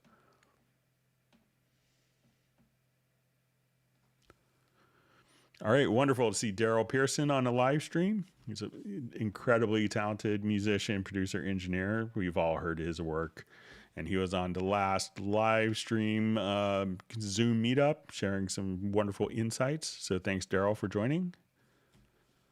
And we'll be having our next one at the end of November. I think it's a Tuesday afternoon. So we look forward to seeing everyone there.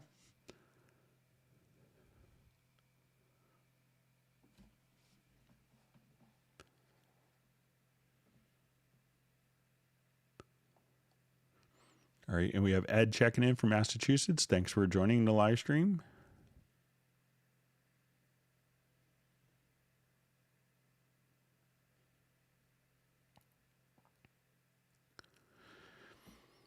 All right. So we just see, can anyone help with use of effects in the vocal recording? So I'm not sure if you want it to be, so if you wanted to apply effects to a recording, if you have, let's say an input channel defined, so there's two different ways. So while you're doing it, you could choose to, if you go to your audio connections here, you say, inputs, I'm going to add just a quick audio track, and we'll say, okay, just going into our mono input. And then if we look at, let's say, our input channels here. So, we could, on the input channels, if you wanted to, basically write the effects in to the track, you could put on the input channel. This can't be undone. So if you say, okay, I wanted to record with a delay on, or a reverb, we could print that effect. A lot of times people won't go that way because you could kind of be stuck with it. If you have the track that you're recording, so let's say we add an audio track here, and we choose to just now monitor this particular track, we can monitor with effects. So if I wanted to add, a reverb to this, like maybe even like a courtesy reverb, we could, come over here and add a reverb. And this isn't applied to the file, but as the singer is hearing it, they would hear the reverb. Now, one other setting could change this behavior, as we discussed before. If you go to the studio setup and click on the Steinberg, you click on your audio interface here under audio system, if you have direct monitoring on, this won't go through this particular reverb, and it's going to send the signal out directly from the input to the output. So if you could even give us a little more information, if, what you want to do exactly in recording the effects, that that could be helpful.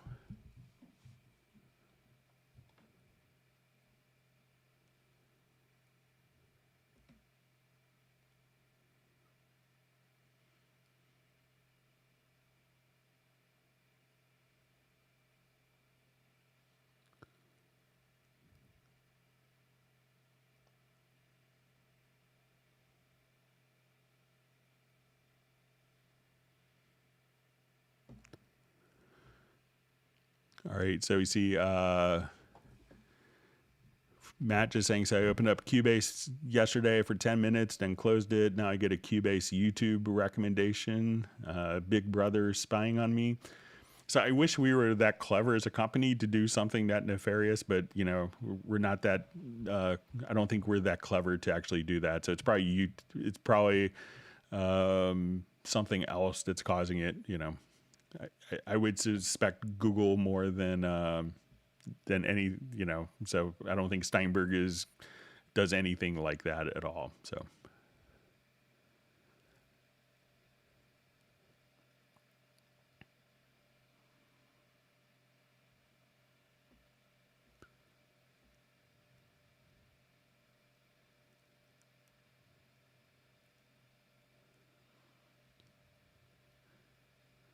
All right, so we see Robbie Bowling just saying, just a comment, but I see surround sound is having a limited and niche market as far as any demand goes. I think that's probably pretty accurate. I still think it's cool, but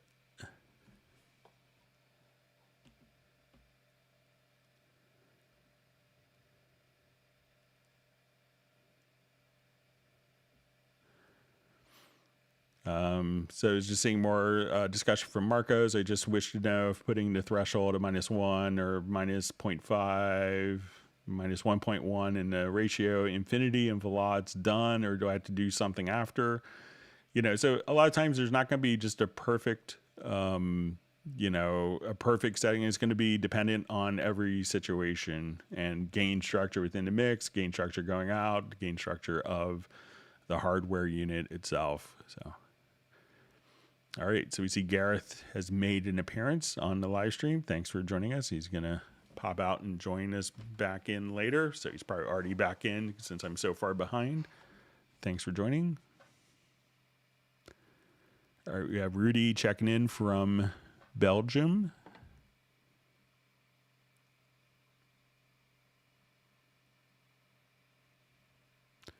All right, and we have Dan Freeman checking in from Atlanta. Great that you could join us.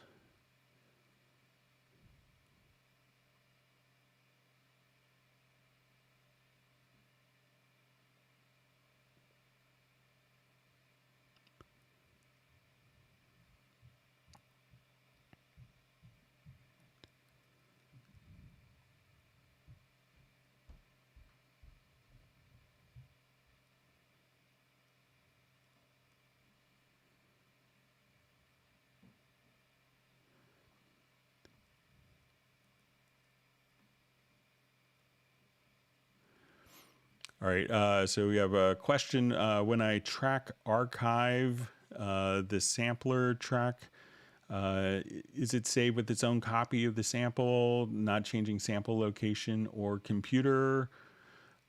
So I believe that the track archive, if we could give it a quick test here just to make sure.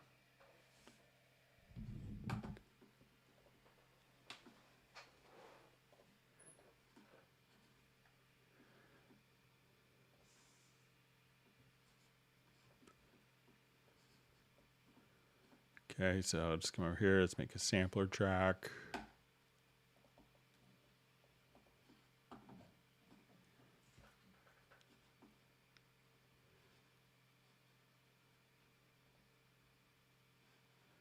Just change this so you guys could hear it.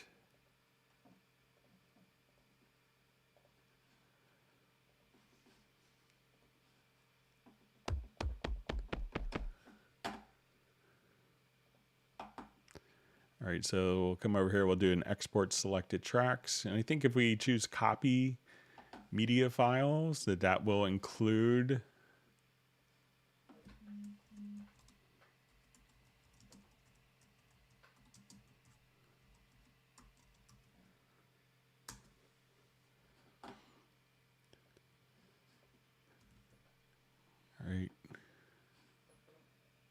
now saving all these things to my desktop. That's why my computer desktop is always messy, just like my second grade teacher told me. All right.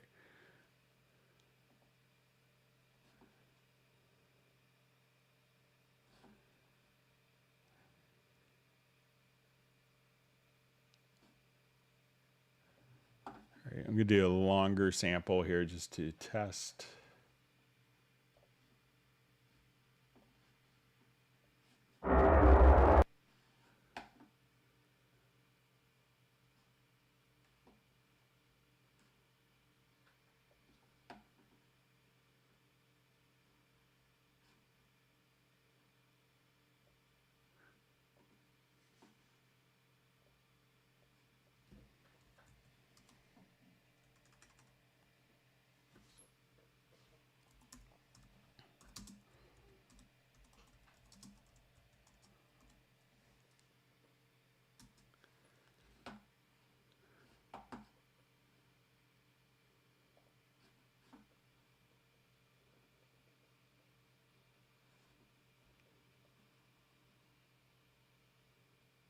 So it looks like it's still referencing the audio files, but I think if we save, let's see if we save it as a track preset.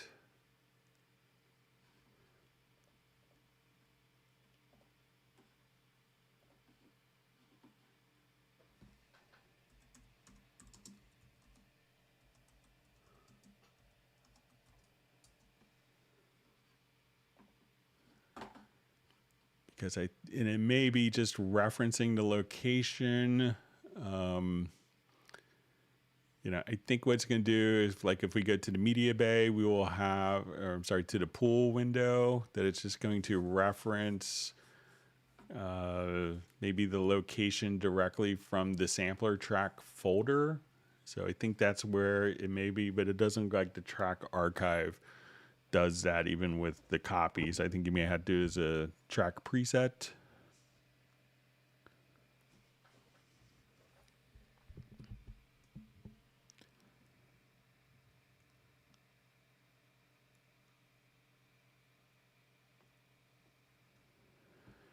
Okay, so we just see a question. I exported some files via the queue, and now every time I mix down, I have to add it to the queue, and I'm not sure how to get it back to the way it was before I did that.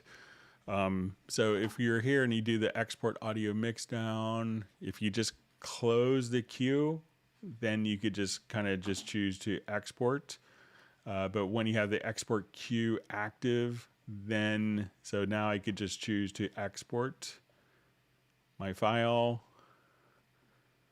But all you have to do, if you just wanted to do it straight, just come over here and do your audio mix down and make sure that the export queue area is actually closed within the particular project, and then you should be able to export as normal.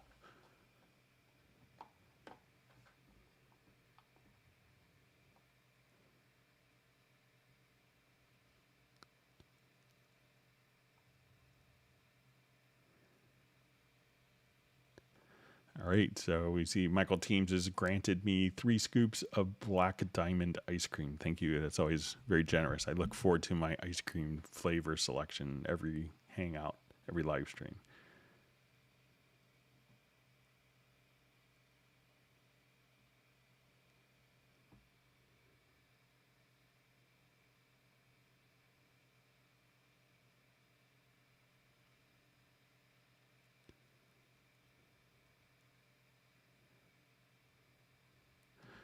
All right, so we just see a question from Walter. Is it right to mix the song when the clipping fader is showing clipping note? So, if you're kind of mixing the song, realize that, it could depend on what the actual export is going to be. So let's say if I want to take this file here, and it's probably a pretty hot mix if I remember correctly.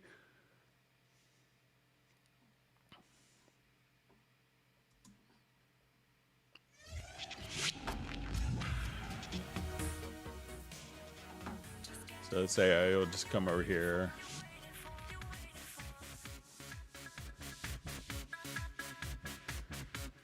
So, realize that, even though we may see, our audio clipping here, that within the Cubase mix engine, because it's a 32-bit or 64-bit floating point precision, that there's a tremendous amount of internal mix headroom.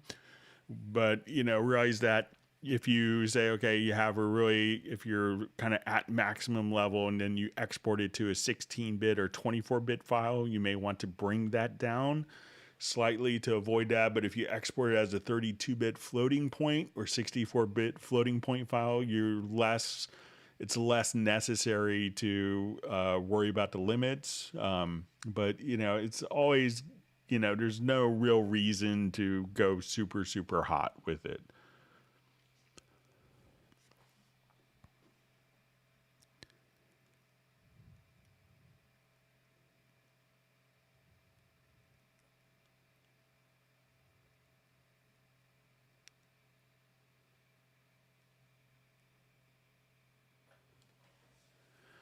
Okay, so we have a question from Andy Costo.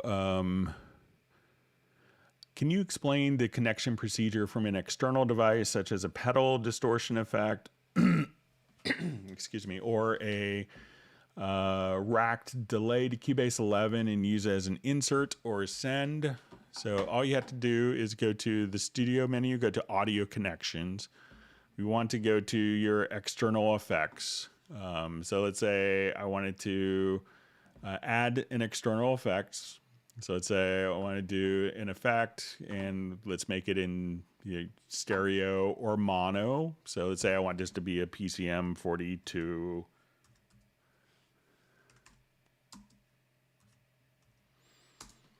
Okay, so at this point, we'll add this, and we want to tell it where it's actually connected to the audio interface. So we're going to need inputs and outputs of the audio interface to interface with the external world.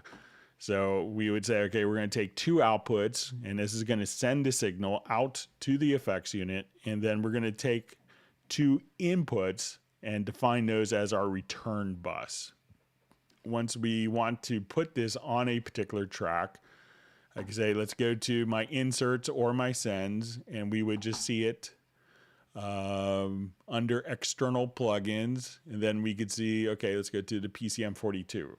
Now, realizing that by the time the audio goes out of the interface into your external processor, gets processed, and then gets sent back into Cubase, that loop of the signal can often have a delay. So what you want to do is just click on measure delay, and that will measure the latency or the length of audio of time that it takes for that audio to get through that signal path. And now it will compensate for the external delay just when you click on measure delay. So at that point, you could just simply use it just like a normal plugin.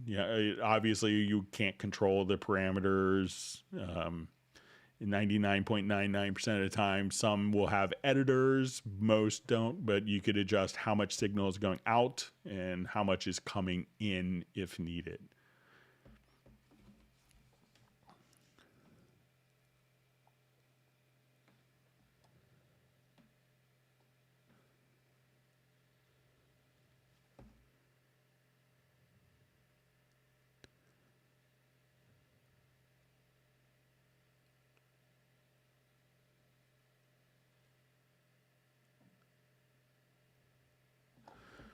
Okay, so we see from Jay from Connecticut, might you please ask Steinberg to augment the myriad Wavelab videos covering product workflow efficiency with at least one complete mix to master playlist of videos for context.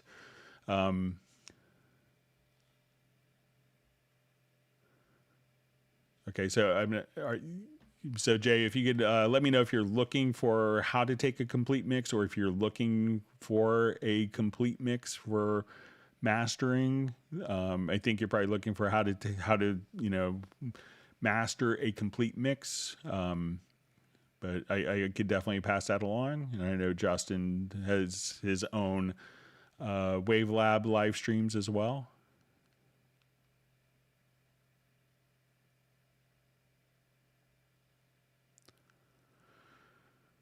All right, we have a question from Malter.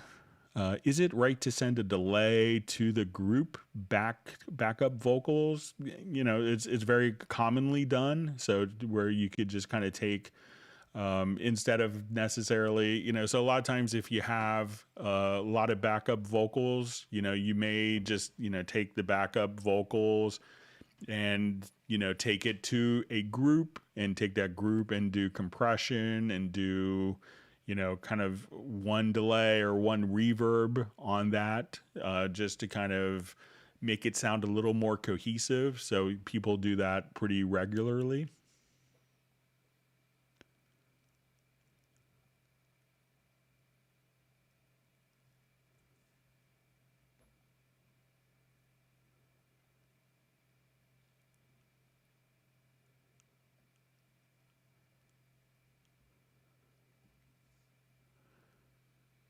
All right, so I just see from Marcos Gomez saying about Phantom Power, the microphone thing is about XLR to XLR, at least for UR22, tried TRS to XLR, don't work. So generally, I don't think that TRS will transmit Phantom Power.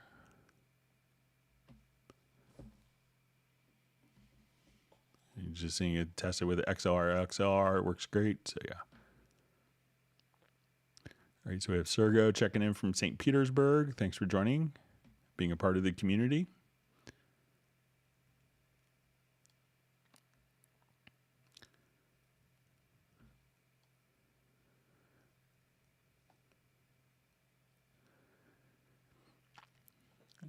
All right. So, and see, Sergo's just saying I did the arrangement for one song for two whole days and still not happy with the result. So, make sure that you take breaks and, but yeah, it's known to happen. I had records I mixed I couldn't listen to for like 10 years because especially kind of pre-automation where I could still envision everything I did.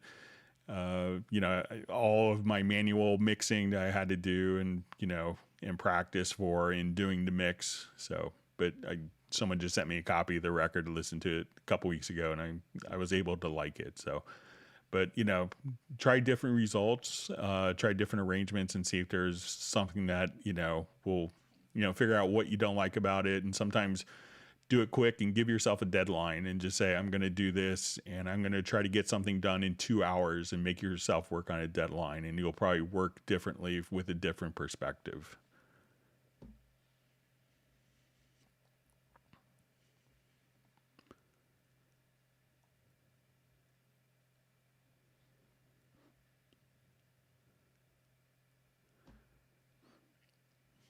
We see Dan Freeman just saying a massive thanks to me for helping through editing questions last week.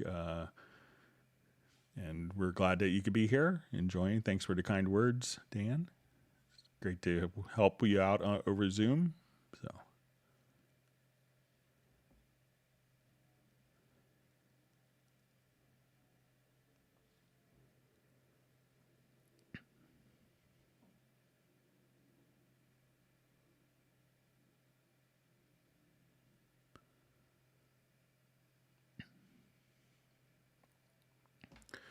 All right, so we see a question. I'm still fuzzy on having a MIDI melody and what process is to find chords that'll work. Playing one key on the keyboard and hearing chords within the scale. All right, so let's go ahead and I'll compose a melody that Gareth could use later.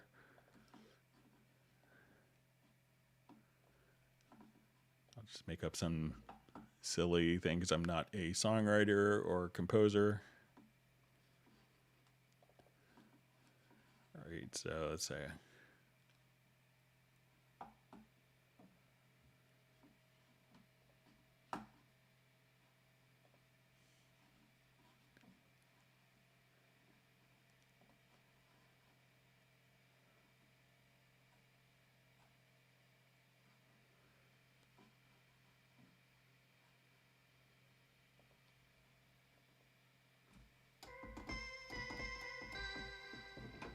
I'll move my phone off the keyboard. All right, so let's say I just wanted to come over here and we'll have this be our melody and maybe chords.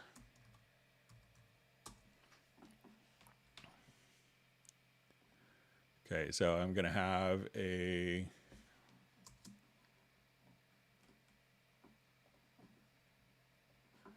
all right, so I have, I'll just turn this up a little louder. So chords, and let's say, okay, I just wanted to play just a little melody here. All right, and I think I have, let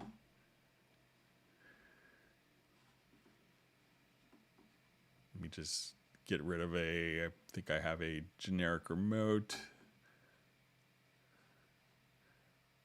that I could get rid of. Okay, so let's say at this point, I just wanted to put on a click track. So I'll hit C, and then I'm just gonna, and let me change my click from the last live stream.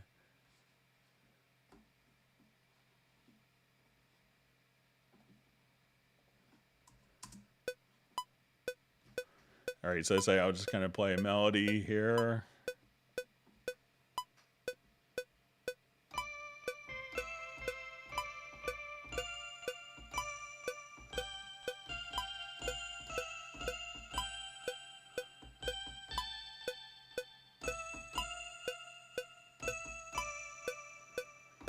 Okay, so let's say I just have generic melody. So, we could kind of look at it and say, okay, like the first note of the melody, let's say is D.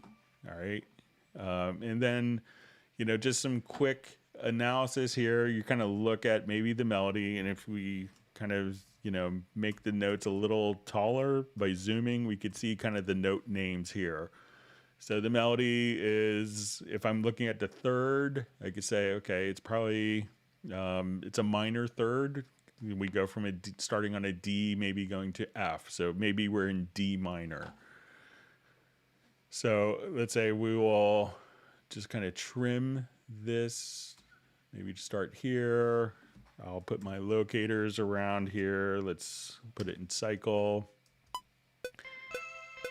And now,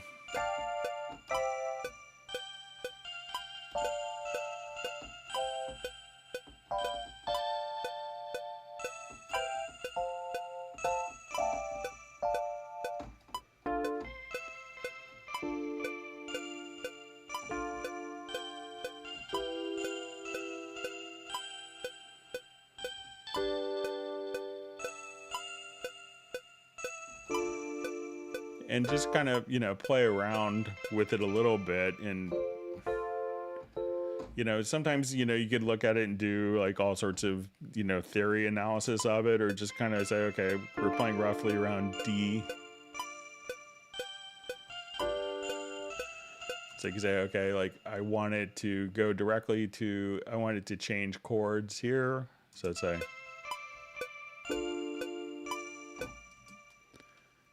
let's say, we listen to it.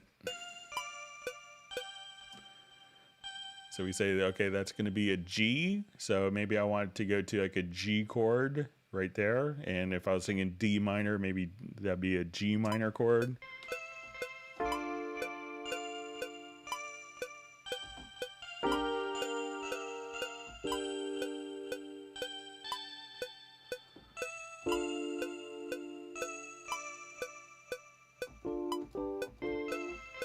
And, just kind of take a look at, what notes, so if you kind of know the scales, maybe figure, use one of those notes and say, okay, maybe it's I want to go D minor to like a G minor, or I could say,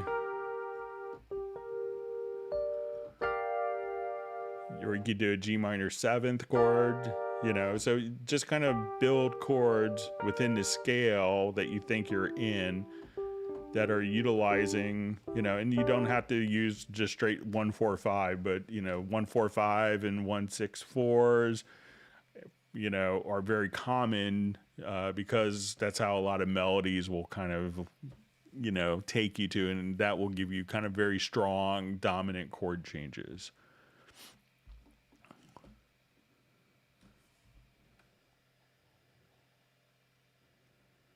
All right, so we see JVI has made a live stream. Great to have you on.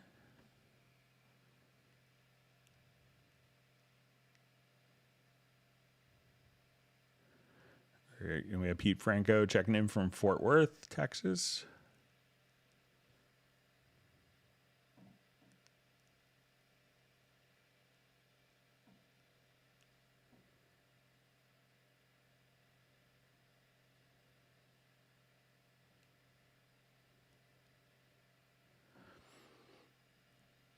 All right, so we're seeing from Sergo, Spectral is a great plugin and perfectly separated vocals from the guitar. All right, great to see Sven on the live stream.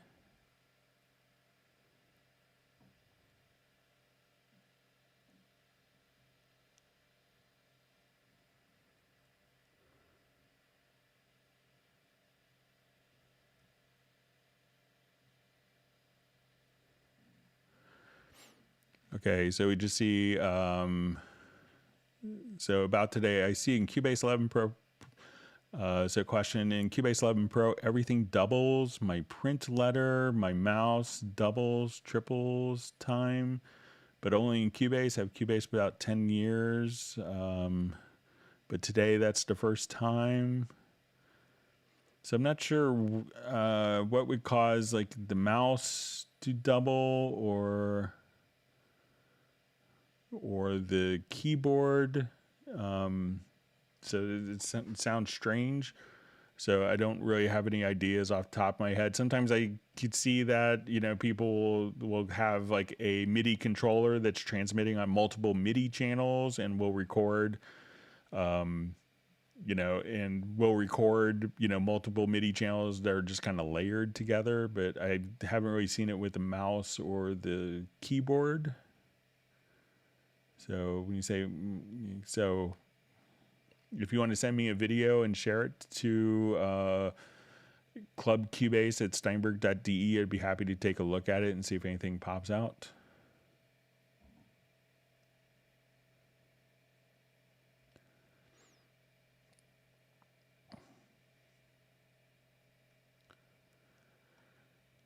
All right, so we see, is there a possibility to draw in a vibrato in a MIDI guitar by using pitch bend and curves? So let's give it a shot here. So I don't think that pitch bend will, even though it kind of seems like it's doing the same thing as vibrato, that it may not actually kind of give you the same effect. It may sound a bit artificial, but we'll give it a try. So I'll just switch this guitar to, I'll switch that little lead line to a guitar.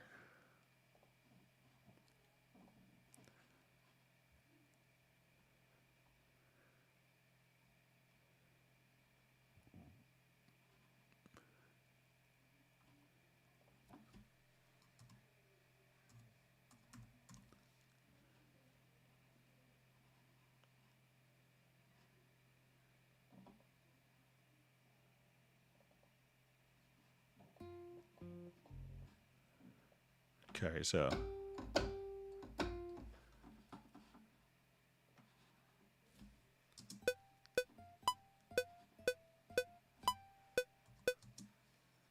all right, I'll just transpose this down.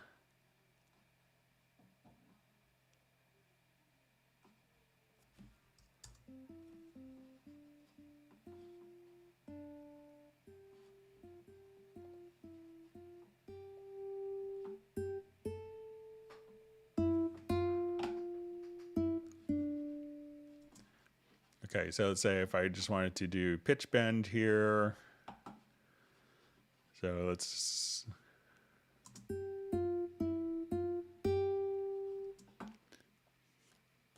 so probably one of the tools that you might want to do is just to grab, if you go to the drawing tool, you may want to just say, okay, I want to try, let's say kind of a sine wave, and we'll take off snap.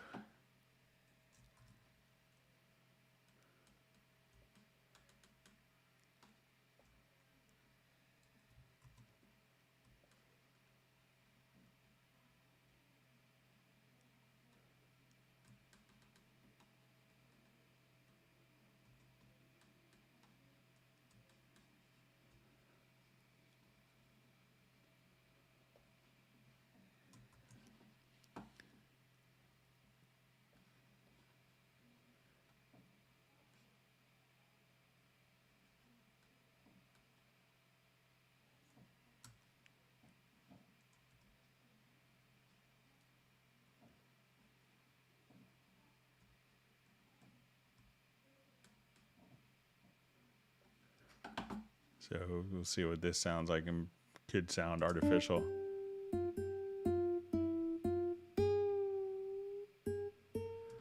So if you wanted to just kind of come here, you could try to, even have this, synced.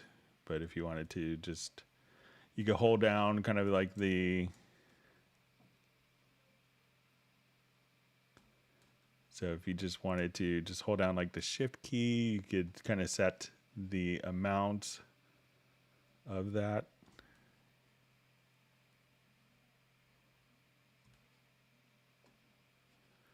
So but you could kind of, if you're, but you could also just kind of freehand draw it in to say, okay, I want that to.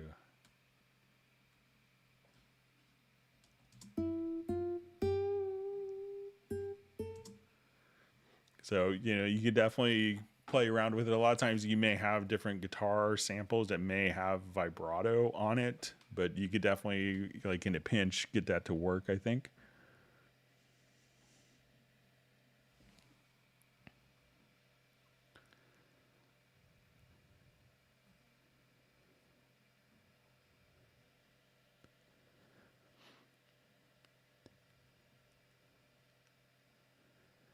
Okay, so we have a question. Is it possible to change the tempo of the track where the vocals are written without losing quality?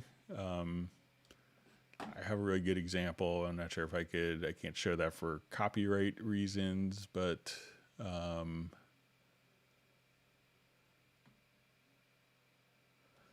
right, so let's say if I just wanted to come here.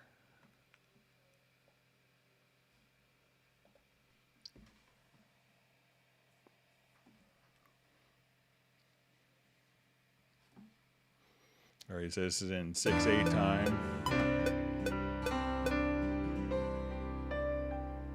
You stare at the ground, not a sound.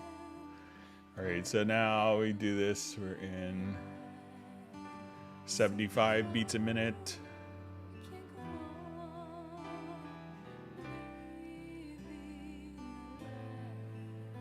So say now I wanted to do 88 beats a minute.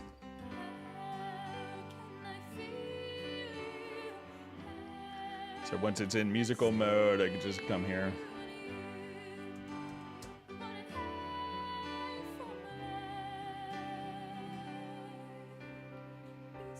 Or let's make it.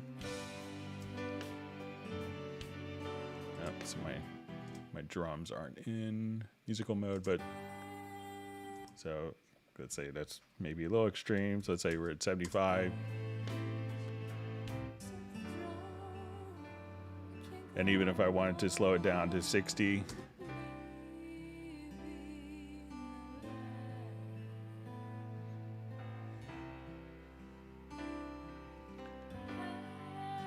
And let's say to our original tempo. So you could definitely do a lot of stretching and changing tempos of vocals without much consequence.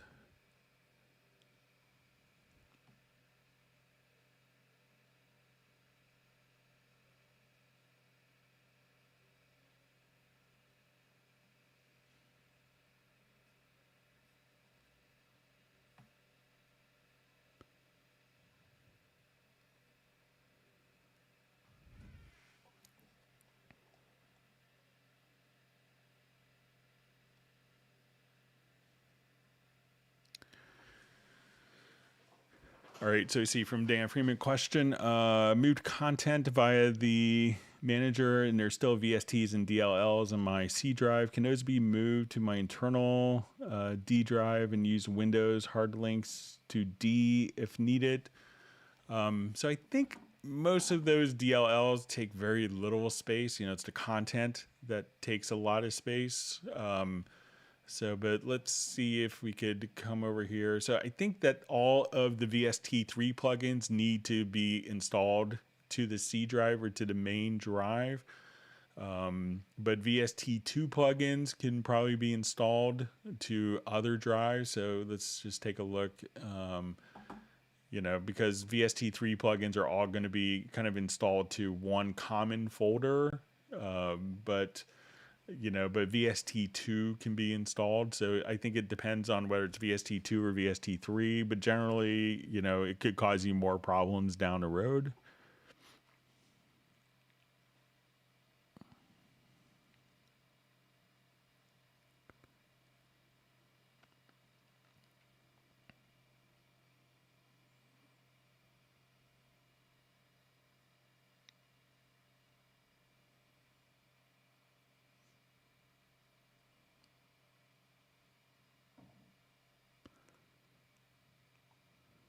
So just seeing a comment from Kaiwen Franklin, just maybe it's about his Apollo. It says, I really like it, but I was noticing some noise when I plugged the Apollo into my MacBook. Turns out I had to plug my power cable into the MacBook and the noise goes away. So yeah, it could be like a grounding issue. A lot of times when people run into that, if you remove the plug from the laptop, that could solve problems. So it could be just a simple grounding issue.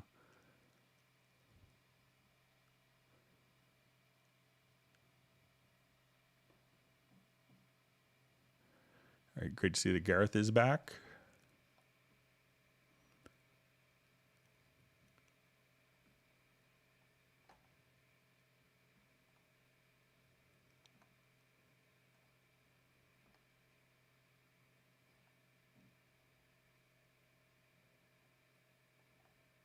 All right, lost my space. Just going to find it real quick. All right.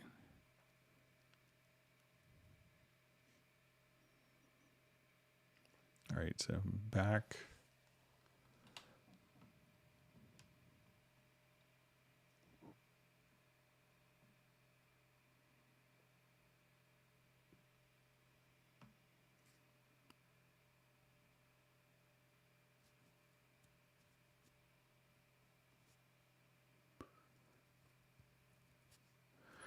Okay, so we just see a question. What is the Audio Warp plugin used for? How to use it in musical mode? Can you tell us more about musical mode? All right. I'll just do new project here.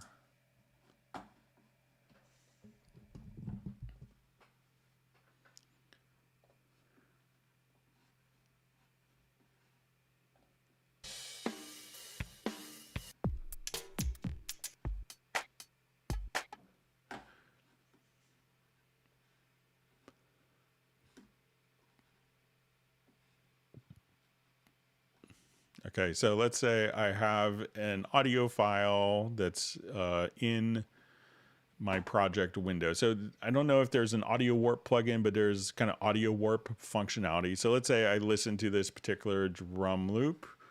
And as we listen to it, and I have my click track turned on,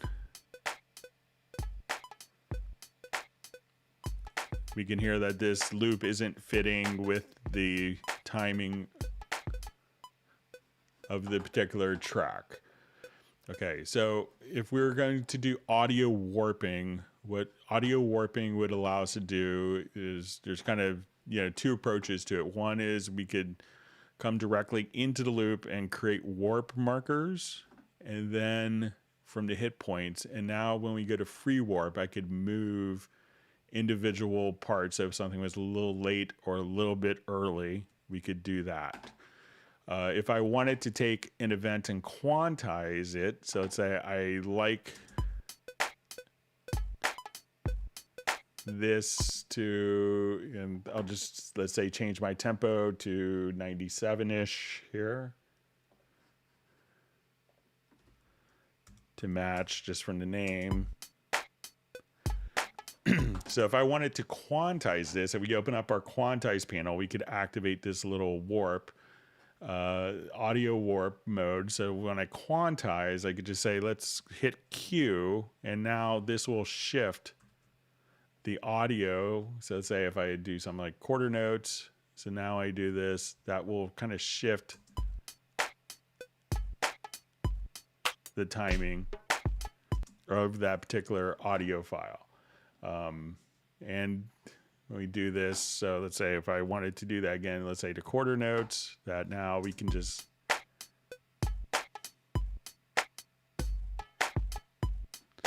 or if we wanted to be eighth notes. Now, if we wanted to play something in musical mode, let's say right now we're at 97 beats a minute and I change my tempo to 120, that now the tempo is sped up, but the audio loop is playing at the same time as it was originally. And that's how traditionally audio would work. But what we could do is enable musical mode. And now that musical mode is enabled, and we see that when musical mode's enabled, we see this. And when it's enabled, the audio file will play back, and it will change the playback speed of the audio to match the tempo. So now it'll play back at whatever tempo we have. So if I wanted to come here, so musical mode will allow you to just kind of type in new tempos.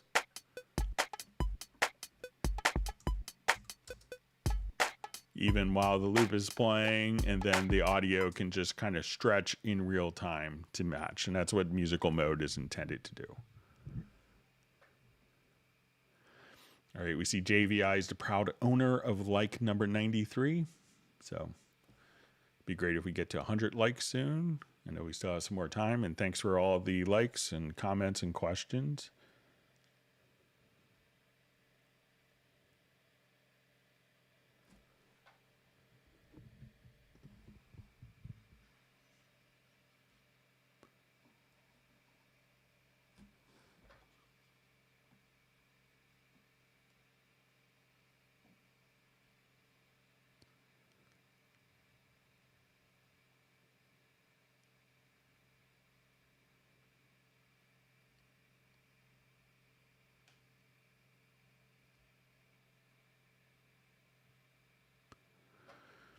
All right, so you see from Kaiwa and Franklin, I was wondering if that drum beat program in Cubase could please update the Cubase beat designer. I really like that feature that is in Logic Pro X. Awesome when working with loops.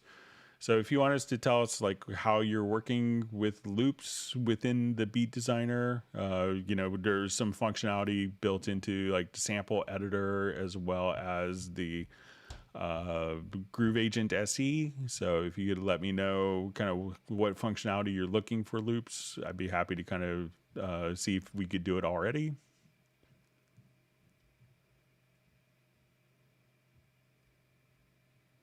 All right, wonderful to see Graham Witcher on the live stream.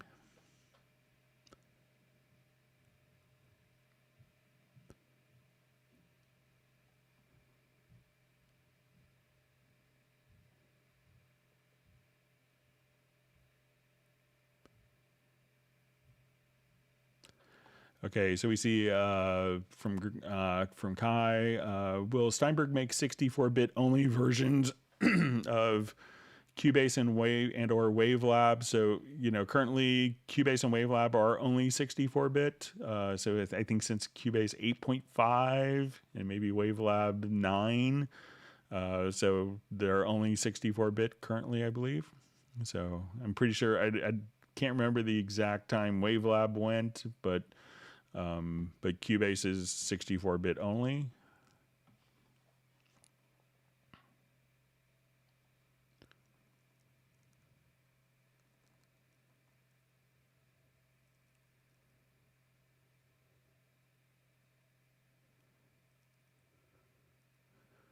Okay, so we have a question. What is precisely sidechain and how to use it in Cubase?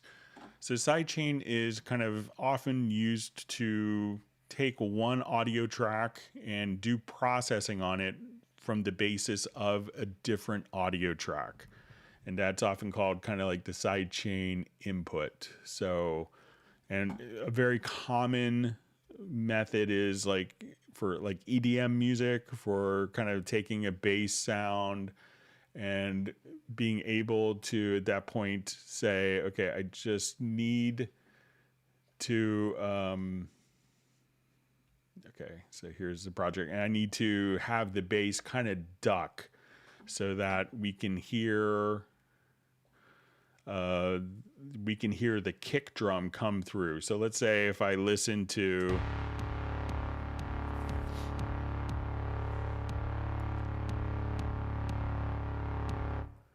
So when I listen to that, I don't hear the kick as prevalently because it's kind of being covered over dynamics-wise by the synth bass sound. So I'm going to go to the synth bass sound, and a lot of times people would use a compressor. And then we could activate the sidechain. So we tell this compressor to look for an input, and directly to the right of that, we can go to set up our sidechain inputs. So we can use multiple input tracks.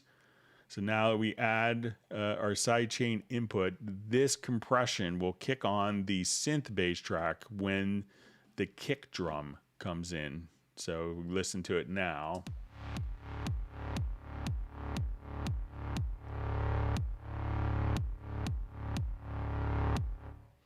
So that's kind of the intention. And sometimes you could do it with, ducking effects, so let's say you're doing a film, and as soon as someone starts talking in dialogue, all the music can die down. So stuff like that. That's a very common workflow as well. But like kicks and kick drums and bass is a very common way of doing it. And you would even see some cases in the 80s, like in rock production, where the snare was so important that the rest of the backing track, to make the snare pop in the mix, the rest of the backing track was kind of compressed as soon as the snare hit, so that everything would get compressed so the snare was louder. So that's kind of some different workflows with sidechaining. All right, so we're doing great on time. Thanks for all the wonderful questions.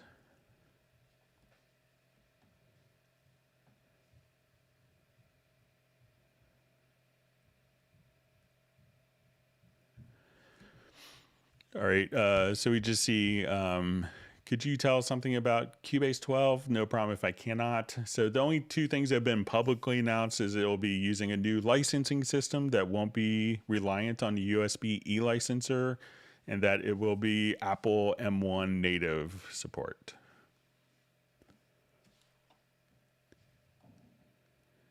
All right, we have Clayton checking in. Thanks for joining the live stream. And we see other people are happy to see Daryl in the live stream. The wonderful Daryl Pearson.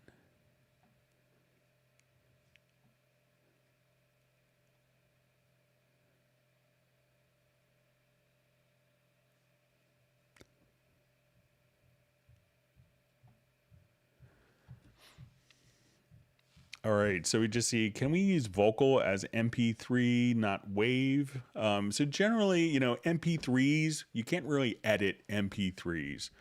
So, you know, and MP3s do have, you know, some sonic degradation. So when you have an MP3, when you open an MP3, it's going to convert it into a wave file so that it can be edited. So it's going to be, so we can't really, you know, we can import MP3s, but everything that we're doing is going to be kind of at, you know, full resolution audio. So, and since we can't really edit MP3s, you're going to be able to just come over here and, you know, that's why it loads up as a wave file.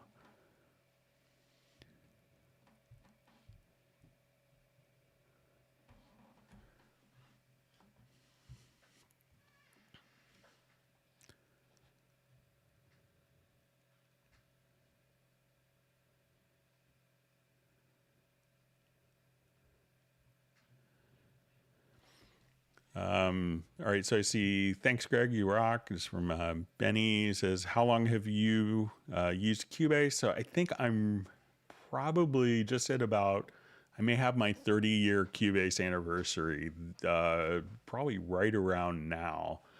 Yeah, so it might be just right around 30 years now. I remember getting it before Thanksgiving when I was a senior in college. So, and I did a project for my music industry professor. So I did sequencing for a whole project the next day, and I, you know, made $150 profit. And I was like, I like Cubase a lot. So, and been using it ever since.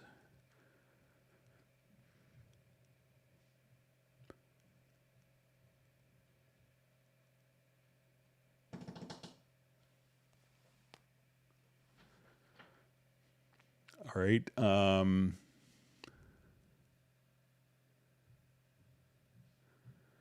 Okay, so I just see a question. Says sometimes using chord pads, the pitch goes up and down. How to turn this off? So I haven't really experienced that. So let's say if I come over here, and let's say if I go to my chord pads here, so it will respond to, if I'm triggering the chord pads, it will respond to pitch bend when they're triggered. So I'm not sure if you have pitch bend, but if I move my pitch bend wheel, they will reflect the incoming MIDI pitch bend message. So make sure that you're not doing that, and try to see if you go to preferences to MIDI filter. If you on record and through, if you just filter pitch bend, if that stops it for you. But maybe it's just that, but I don't usually have it, unless I'm hit the pitch bend wheel on my controller. So you could check that. It says this happens when you hit the pad a lot of times.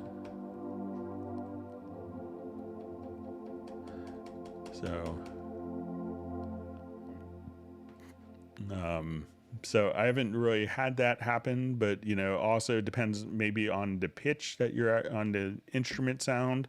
That's something else to kind of check, to see if, as you're doing it, if the instrument sound itself changes pitch, if you sent, if the behavior changes on different patches or different instruments.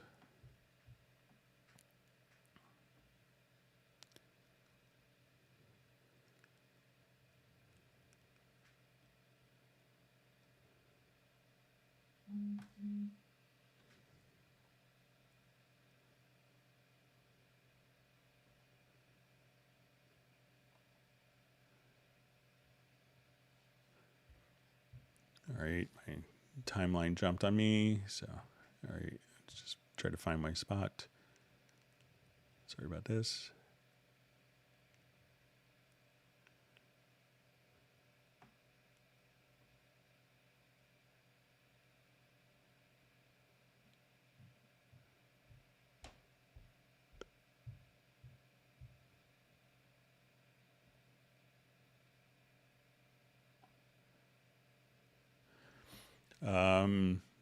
So I just see from Sergo, it says, how many hours per day and per week do you work with Cubase? So I'm usually in it a couple hours a day. Obviously on live streams, it's, 4 hours for that. And usually on weekends, unless I'm doing something like a personal thing, I try to, because my Cubase setup is in the studio, it's in my office, and I try to, I may occasionally do stuff, but I'll try to spend time more with my family. And, I remember having a discussion once with Ernst, who founded Propeller Heads, kind of, in a bar at a Frankfurt music messe. It's like, it was like, what do you do when your hobby, like your passionate hobby turns into your job? And so, but I think I have my 10,000 hours in, but I'm usually trying to, solve problems for different people that will reach out to me as well.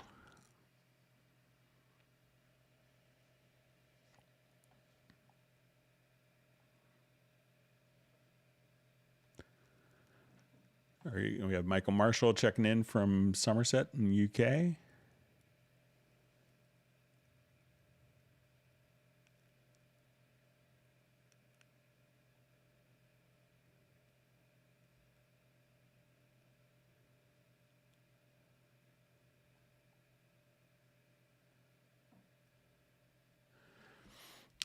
So we see, hi Greg, do you know if buying the full version Cubase Pro 11 right now with the education discount would qualify you for the grace period free update to Cubase 12? So any license for Cubase 11 that's activated now qualifies for the grace period. I think is November 10th, so you should have any problem.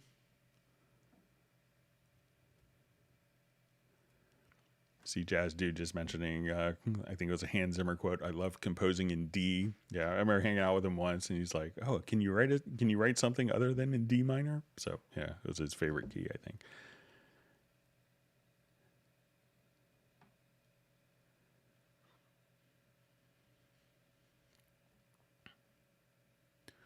Okay, so we have a question. Can you explain marker tracks, please? Okay, so marker tracks in a project. So like here I have a marker track, and this will allow me to kind of have, and I'll just add another marker track below.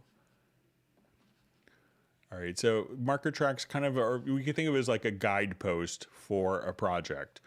So we can just come over here, we could add markers in. These markers could be, and we could hit Control or Shift M, and I could now come over here and just say, okay, this is our intro.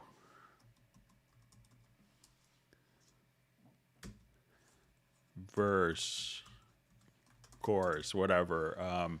So we could have two different styles of markers. We can have just a stationary marker, and then we could also have what we call cycle markers. So if I have, let's say, my range selection tool, I could select a range, hit the letter P, and that sets the left and right locators. Then we could hit a cycle marker. And a cycle marker could be, you know, for a whole verse or a whole chorus as well. So at this point, and we could have up to 10 different marker tracks, you know, within a project. And this just allows us to navigate. And once we have a marker track, you know, you could just hit N to go to the next marker, or B to go to the previous marker as well, once that track is active. So if you want to quickly jump to, okay, I'm listening to the verse, now I want to go to the chorus, let's go to the intro, you could just quickly navigate throughout your project as well.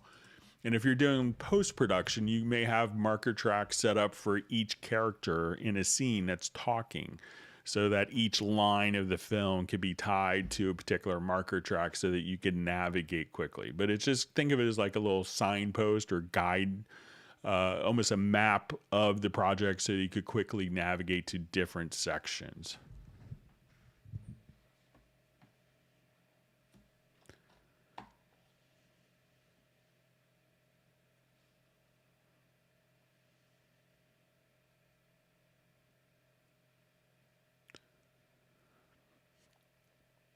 All right, so we see a question. I can add a chord track that reads a recorded MIDI piano. So yeah, all you have to do that, Benny, is just come over here. So I'll activate this project. So let's say I have just a piano part here in this project. So I'm going to select the piano part. And what I'm going to do is go to the project, to chord track, and say create chord symbols. And I usually include the bass notes and tensions.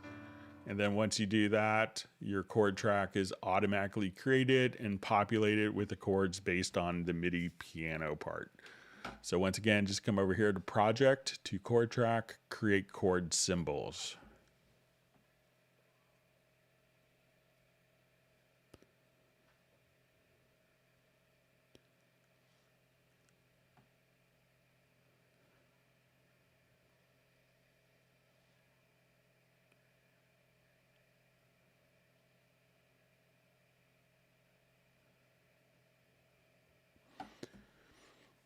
Okay, so we see from John Costigan, hello Greg, I hope all is well. Is it okay to add a measure 0 or even -1 in a project setup well into writing a project? Didn't know I needed it. So let's say we wanted to add maybe negative bars. I'll just do this maybe with the project. Let me just jump over here because I had a negative bar in that. I'll revert.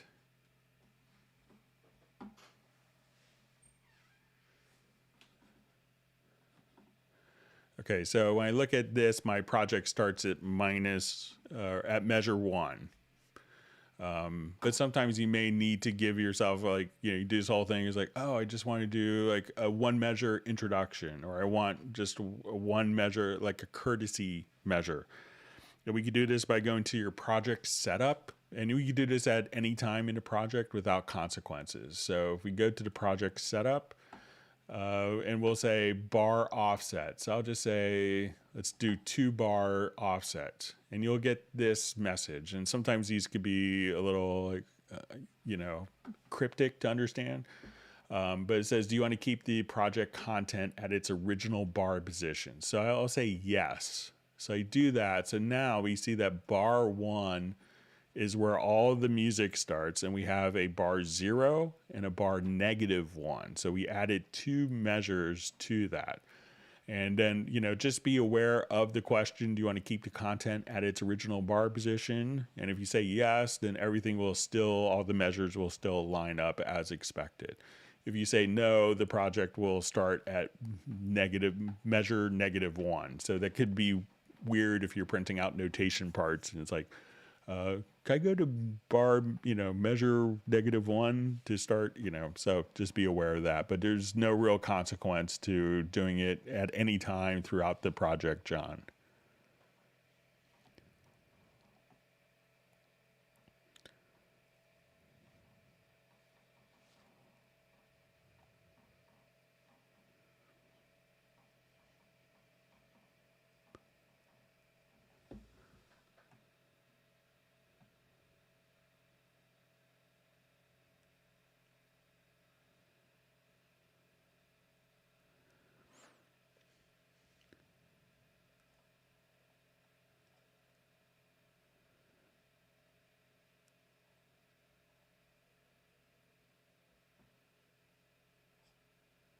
All right, my timeline jumped on me, so let me just...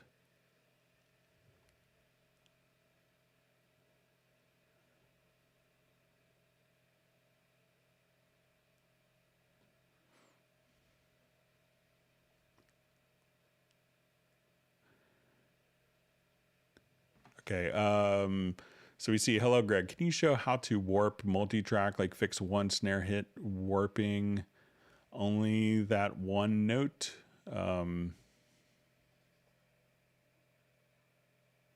So, currently there isn't, so the warping, so once we are, warping, let's say if I go to my snare, let's say if I go to my kick here and I have multiple kicks.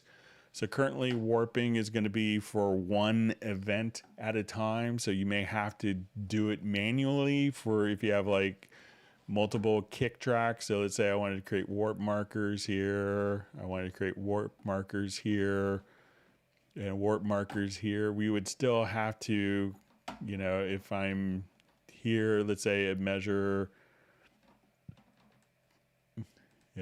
18 or, whatever measure, and I wanted to adjust and I'm in free warping, that there isn't a way to tie it. So everything would have to kind of be done, one at a time. So, I know it's a common feature request that the developers and planners are very well aware of. So, hopefully we'll see something in the future to make that easier for people to do.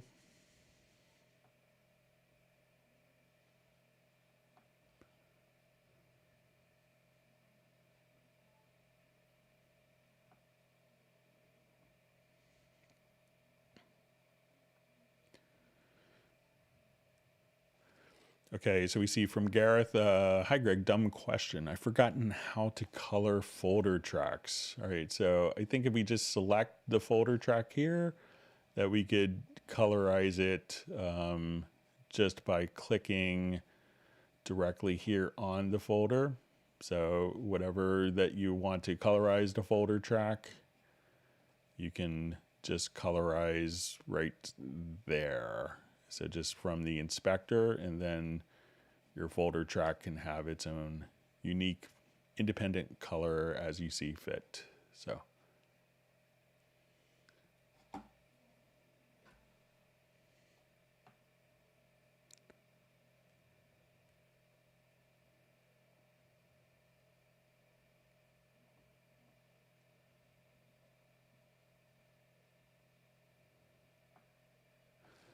All right, and let's say if we wanted to do this for effects and groups. So I'm going to add group tracks, and I'll just create it inside the folder. So now we have this folder here. So then we could just colorize the folder track right there. So same concept.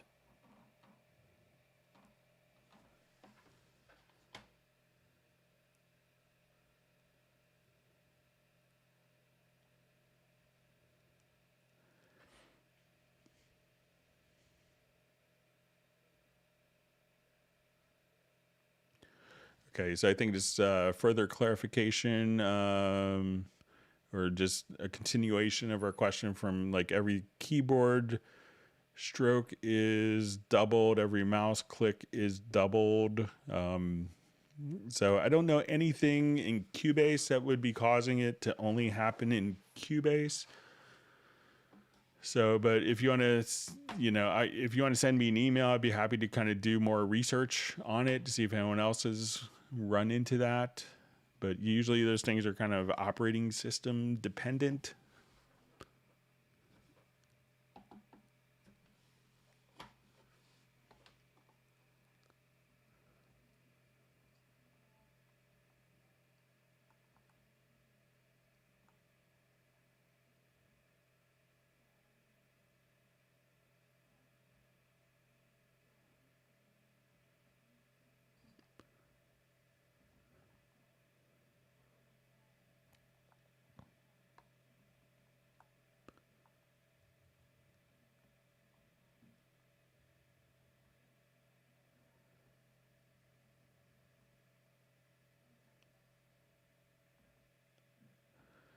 Okay, so we have a question from Ted Springman.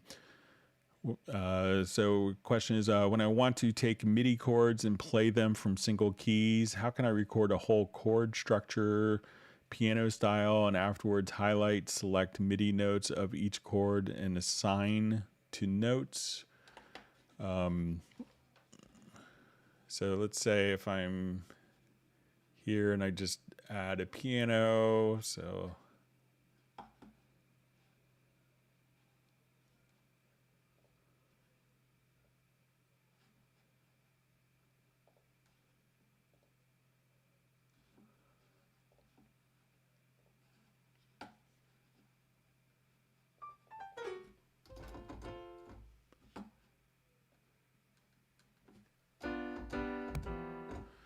okay, and let me just go to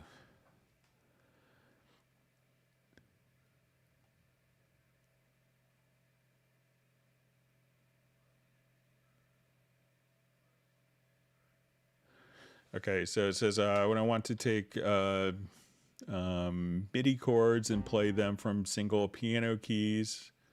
So let's say if I have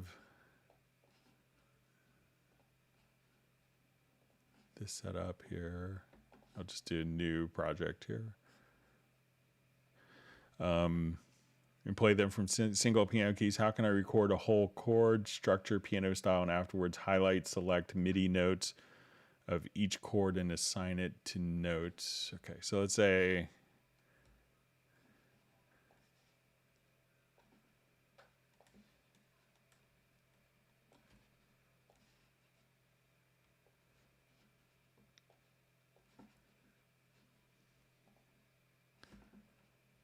so I'm going to start this with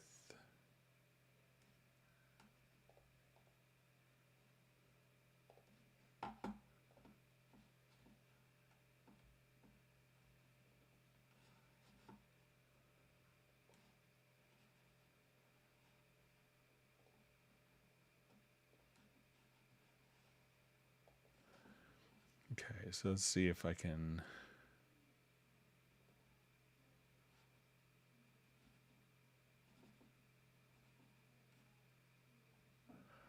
okay, so let's say if we have the chord here, I'm going to, let's just do something very similar to what we just did. I want to, again, go to our chords under project, to the chord track, and we'll create our chord symbols. And then you could say from the chord pads, so let's say I will unassign the pads here. Then from the chord pads, we could actually just, if we come here, we could say load,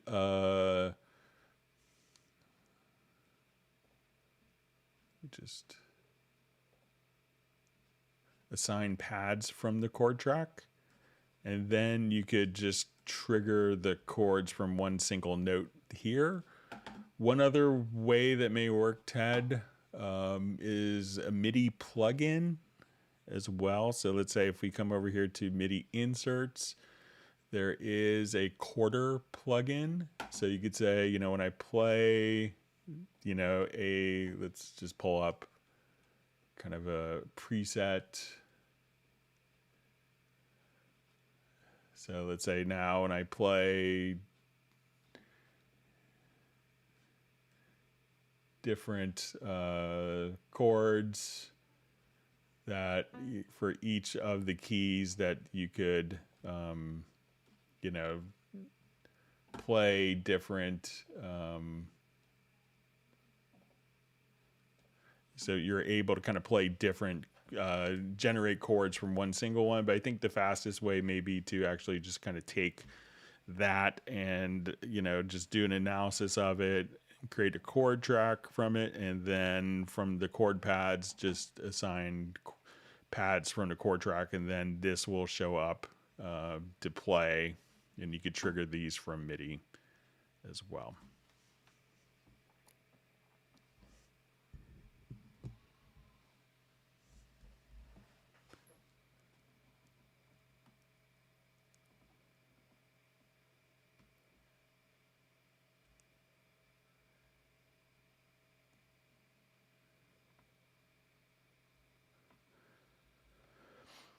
All right, so just see, can I link different parameters, say in the EQ, to the same control knob?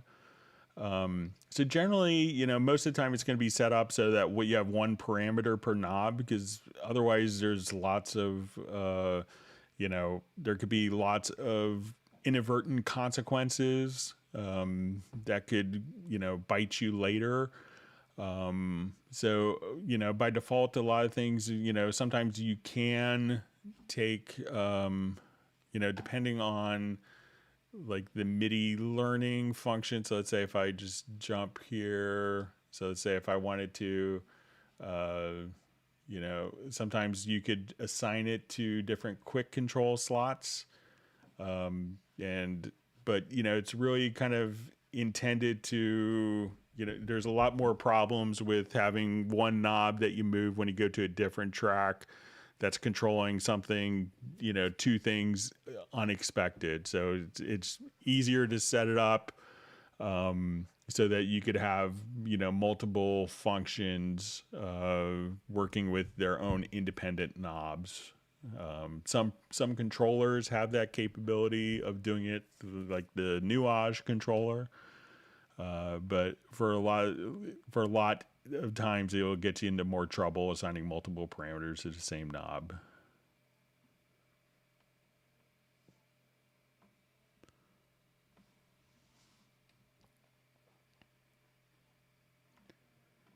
All right, so we have Neurotic Nexus has joined us in the live stream.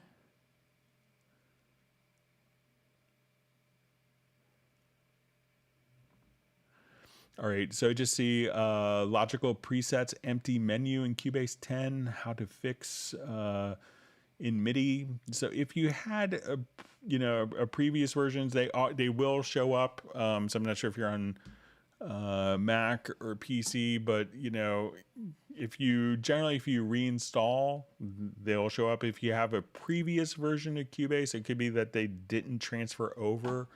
So if you don't go to Safari, if you go to like your browser, we could come over here, and I'm just going to click on my library menu, and this would be under your preferences on the Windows platform. And if we go to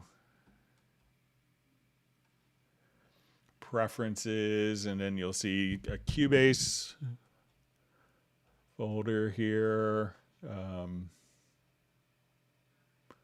So let's say Cubase 11, and then you'll see presets, and then you'll see like logical editor. You'll have kind of all of these. This is where they all exist. And if you can't find them, or if you don't have them, you could email me and I could just send them to you as well. So yeah, and I see that Jazz Dude's kind enough to put the directory for Windows users on. But if you don't have them on your computer and they didn't install, just let me know and I could send them to you via email. If you email me at clubcubase@steinberg.de.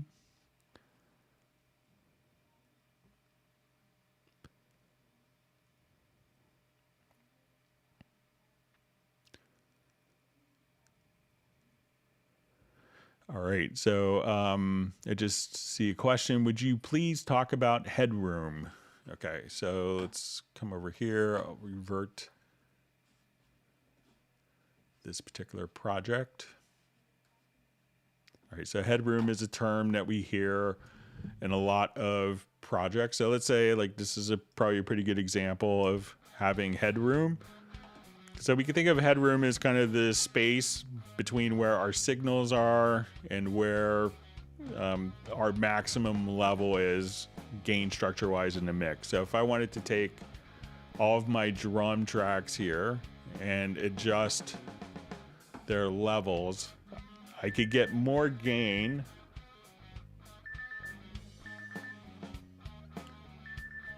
Sorry, just my son's bus is home. So I could adjust. So if I have all of my channels linked here, as I adjust up, I could get them louder, but I could have less headroom for those signals. So ideally you want a decent amount of headroom so that not everything is clipping. It could sound good to have everything louder in your mix.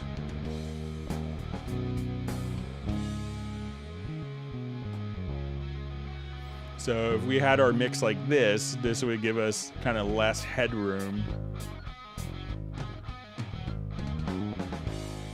to kind of work with. So we have kind of less dynamic range to kind of go up and down. So, and as we work with large projects, if we have, 50 tracks, 100 tracks, and you start to fill up all the space, we could say, okay, like your mix is, if you were to think of, like we have to fit all of this, our mix has to fit into this bowl, and we have to, take a number of different ingredients and get it all to fit into this bowl, but the bowl is only so big, like the mix is only so big of what, human can pay attention to and hear. So you want to make sure to kind of preserve headroom. Because, once you kind of exceed your headroom and you don't give headroom, it gives you less options down the road in working with your particular project. All right.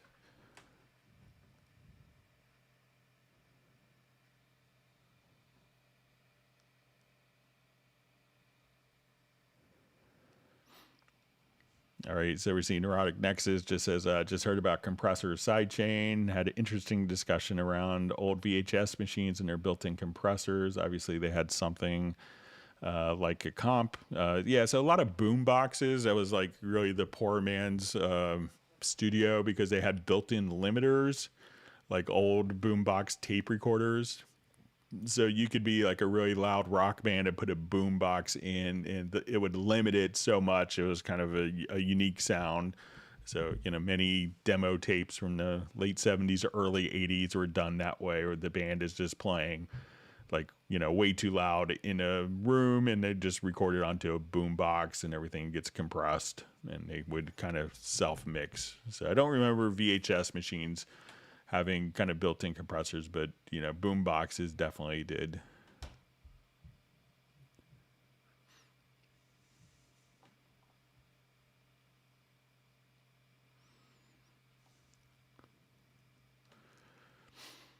Okay, so we see what are the alternatives of default pan for stereo positioning. All right, so if we have a stereo track here, so there's two different panning modes. So there's a balance panner. So if I wanted to look at this, we could move, just kind of look in this area. As we move the pan control, we could, move this more to the left or to the right. So as we're playing this track, we'll come over here and just say, I'm going to listen to it on the right side or the left side. Now the other mode is a combine panner, and this would allow us to set the width. So if I wanted this to sound more mono, I could set the amount of how far it's panning. So if I wanted to say, okay, let's take, I want it to be panned kind of mono-esque, but I want it to be panned to the right, but narrow or wider to the right. Or even if I wanted to invert the panning, I could just continue to go up. So if I just wanted to come here and say, wow, this is panning, just invert the panning.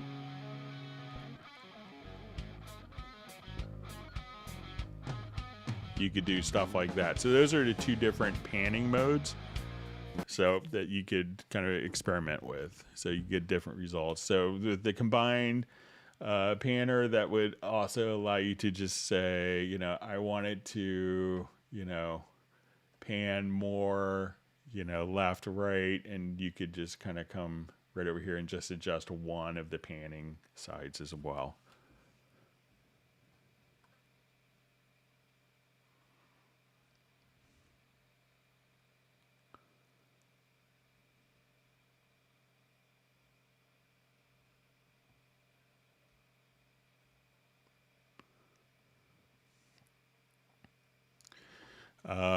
So we see any idea what quarter 12 will be released. If 12 is going to be November 22nd, for example, I may just switch to the DAW I'm running on the M1.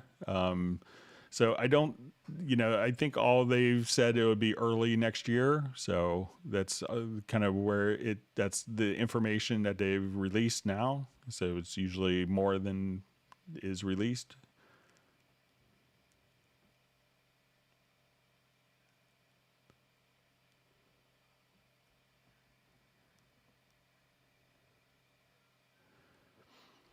Okay, so you see, Neurotic Nexus just says, I want not to recreate the effect of the very slow increase of noise by a compressor, like those very poorly copied tapes when there was silence and all the noise came up. Yeah, so a lot of times that wasn't necessarily the compressor that was causing it, just kind of the nature of analog recording. So when you do generation copies,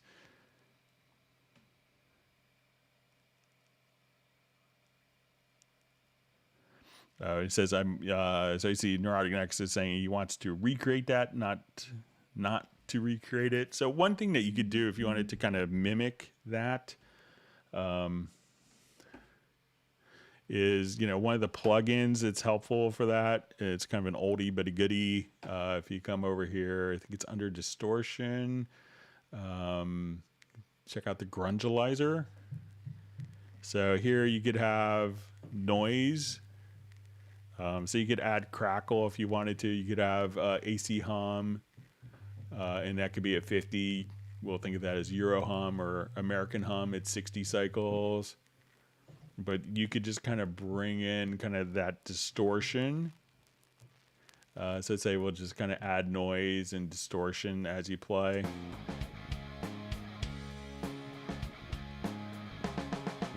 And you could even have kind of like an EQ if you want it to sound like it's coming off a gramophone.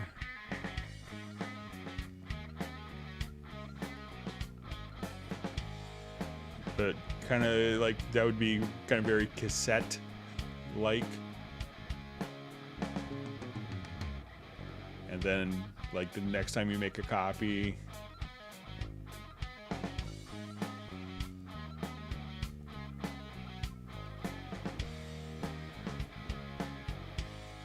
so if you wanted to, you know, create that sound, check out the Grungelizer plugin. I think it was like a Nuendo 1 plugin way back when, or maybe even earlier to Nuendo.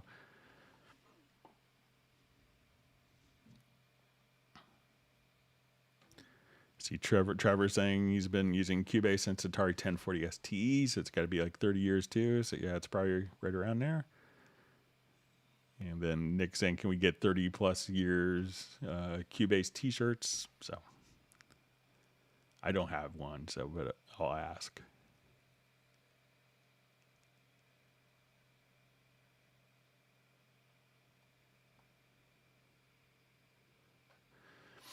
All right, so I see my video does not play. It plays for a few seconds, then freezes. I use a free video envelope.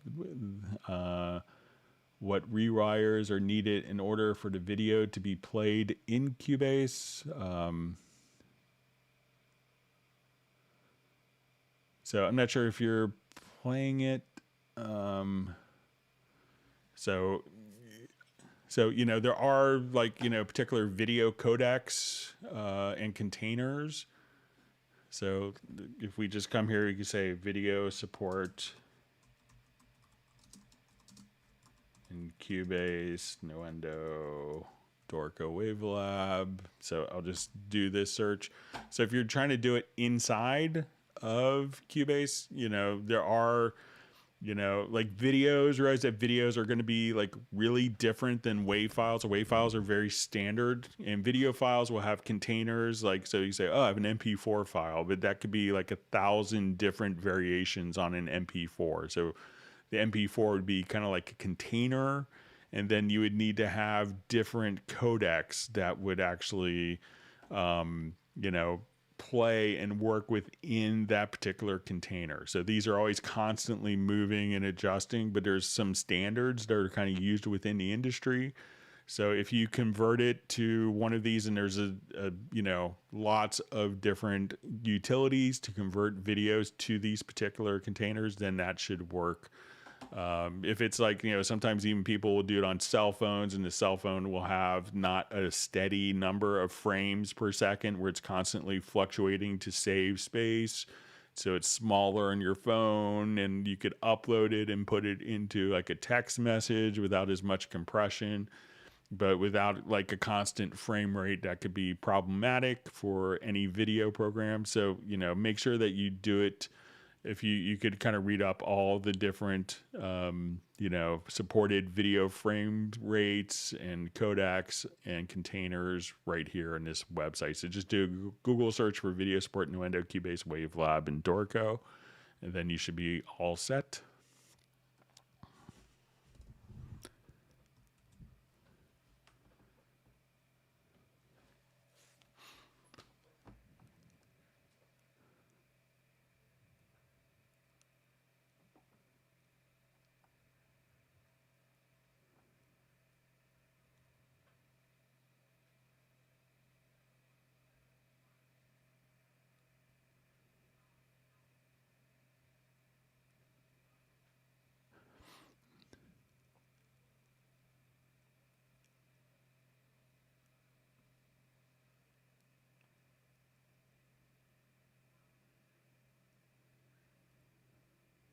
Okay, reading through comments.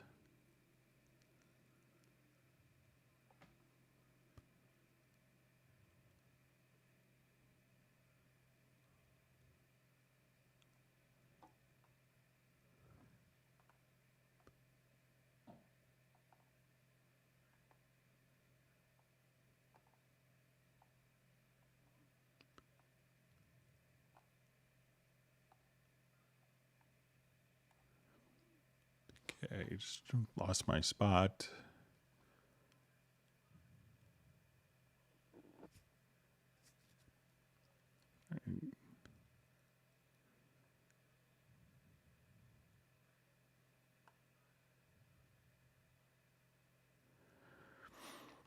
All right, so we see which dock controller works best with Cubase. I want at least 8 faders. So if you want the absolute best one, and I realize it's prohibitively expensive, is going to be the Yamaha Nuage controller. But if you're looking for something that's very reasonable, there are a number of different Mackie controls that are really well used.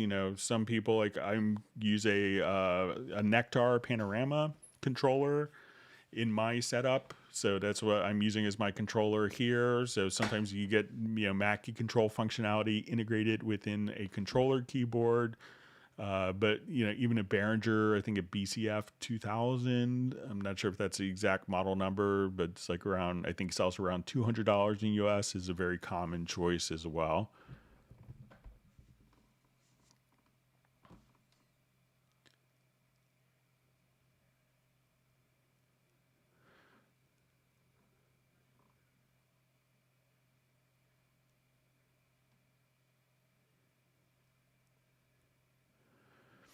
All right. So I just see from Jay is, would you be kind enough to convey that due to the abbreviated versioning cycle, lack of point 0.5 version, that some would like to see reduced upgrade price due to current economy? Thank you. So, I'll definitely mention it to them, but, I think it's going to be kind of the average price between it. And, I think, and a lot of people, when they would get a point 0.5 update, would get a lot of functionality that, other companies would sometimes, wait for 2 or 3 years to implement. So, but they understand that, the economic situation, but realize that, cost of, doing business and creating software has also gotten more expensive as well. So, but I'll definitely pass that along.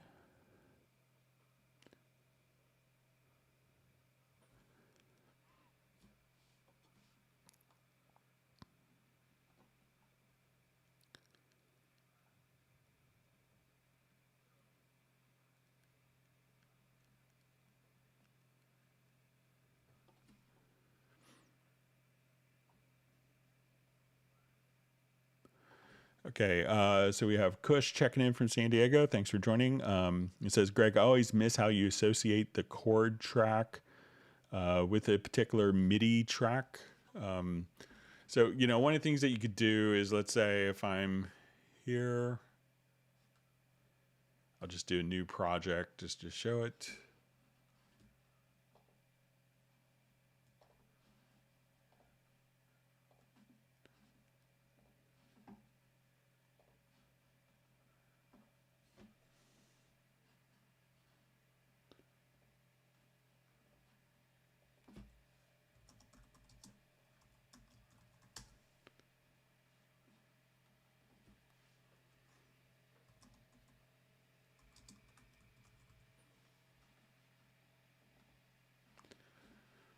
Okay, so let's say if I'm now playing.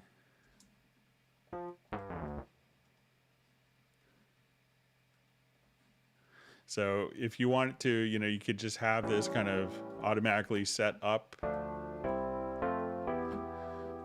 And you could just, and once you do that, you could also just have, if you go to the MIDI inputs, you could have the chord pads automatically be the MIDI input for that. So you're not recording the trigger note, but just the actual note itself, or just the actual chords themselves that will be printed. So in the MIDI inputs, you'll see a chord pads MIDI input port selection. So let me know if it makes sense.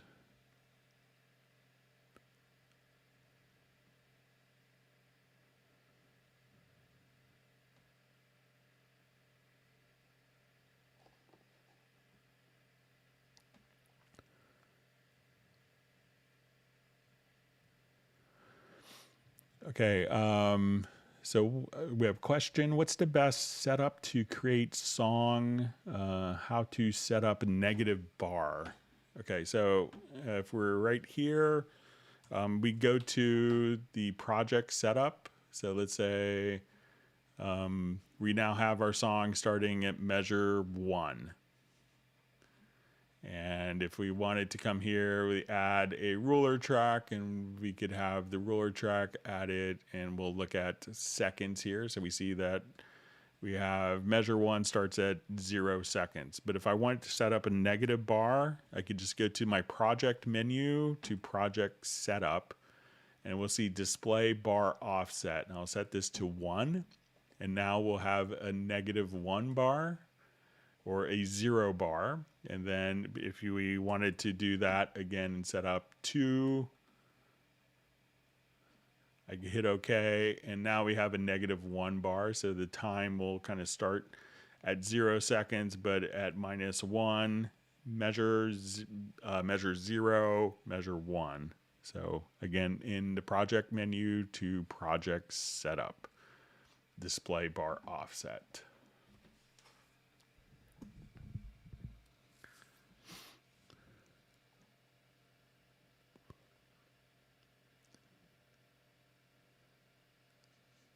See, John Koskian is right from Similar question. Thanks for the free measures, Greg. So you're welcome.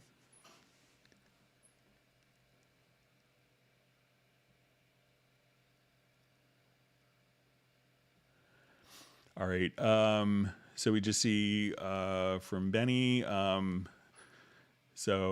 Question. Can you record film in Nuendo 10 at the same time as recording, for example, guitar? So Nuendo and Cubase don't record video and they don't capture video. So they're going to import video files that have been recorded into a different program or imported from a camera or a phone, but it doesn't actually record video.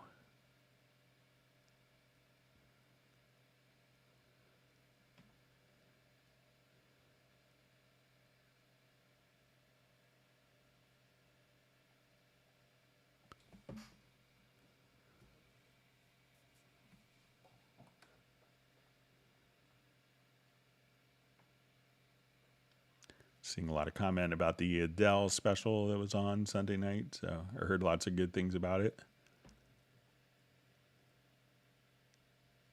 Didn't get a chance to see it yet.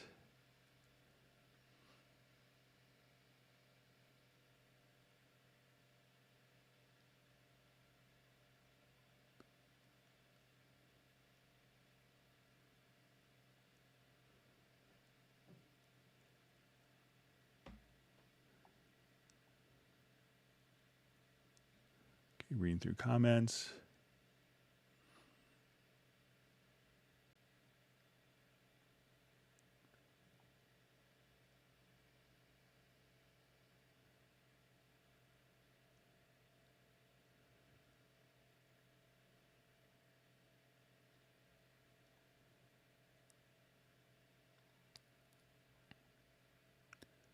Seeing Jeff Zabelski saying JVC made great boom boxes. So.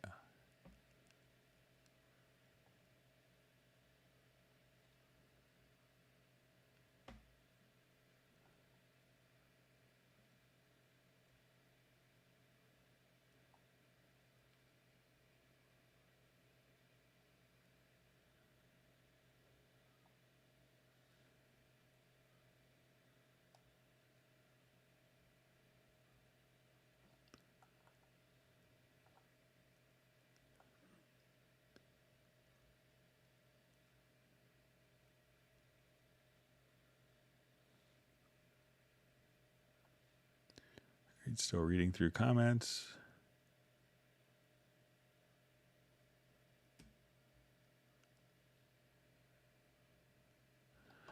All right. All right. So we just see, hi, Greg. Could you explain how Cubase works with MIDI and hardware a bit more in depth? I really enjoy your streams, but they always involve software and VSTs problems. It'd be great to see more about MIDI. So, it's really all you have to do. There's two approaches. One is we could try to treat, if you have an audio interface with more inputs, you could treat it as an external instrument. But most of the time, if you're dealing with external MIDI, just add a MIDI track. And when we add a MIDI track, we can set our MIDI inputs, and then any MIDI interface that we have installed in the operating system. And we could see that when you go to your studio setup, you'll see all of your MIDI ports that are available. So if you have like in my studio, I have two, Steinberg Mid-X 8s. So I would see all of my 16 MIDI ins and 16 MIDI outs. And I could connect all of my devices with that. Most more contemporary keyboards would have USB connections. So if you have a USB connection and the computer and the instrument is connected via USB, you would see all of the USB output ports available for those instruments. So at that point, you could just, record, MIDI data just like you would for a virtual instrument. And that's going to be routed out. So this MIDI gets sent out of this MIDI connection, wherever this port is connected to, whether it's a MIDI interface or to a USB port on an instrument.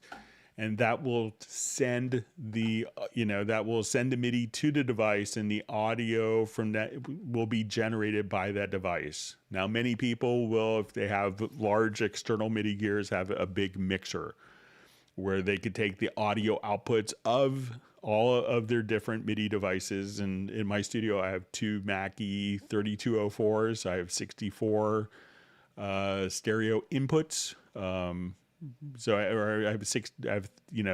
It's 32 stereo inputs. I have 64 ins between the mixer and the expander. So I could have a lot of external MIDI gear all connected directly into the system. And then I could choose to monitor, and I take my audio interface into the Mackie 3204 and I monitor out of that for my audio as well.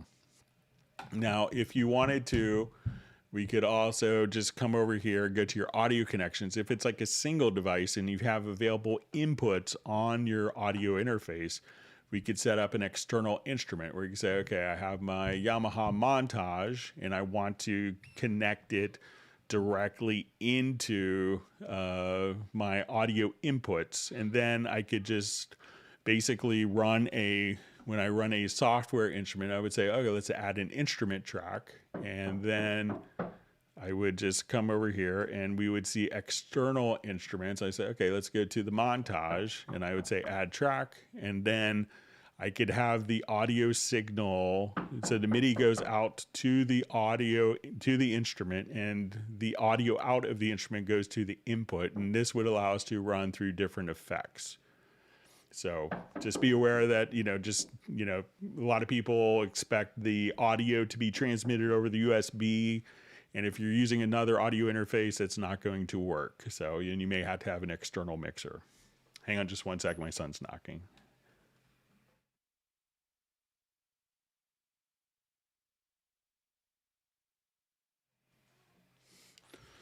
All right.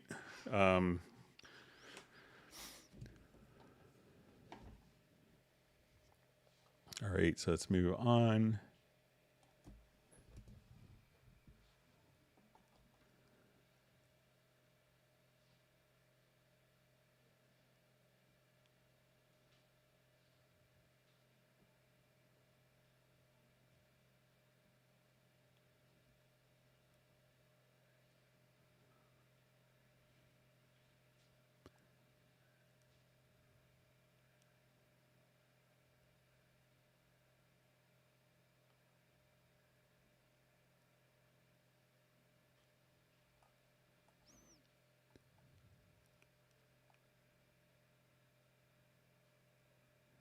Okay, reading through comments here.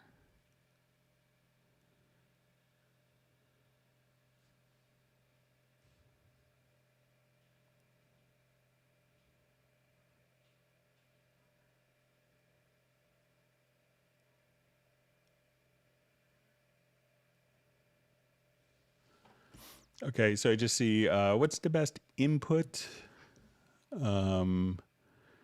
So it says my interface, when I use my input is so low, I use Yamaha 03.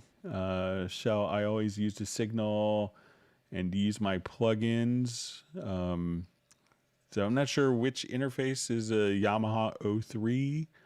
I'm not sure if it's like an audiogram 03, but sometimes some of those, the USB output can be low. But if you could tell us which audio interface that you have. All right, and quickly, we had a question mailed in. We had one question mailed in advance this time. And it was a Groove Agent question, so let's get to that before we run out of time. Thank you for all the wonderful questions.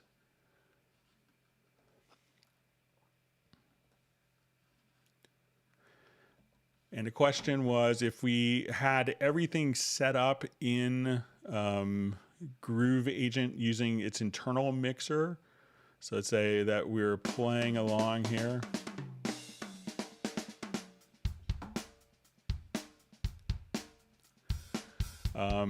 And so let's say I added more reverb.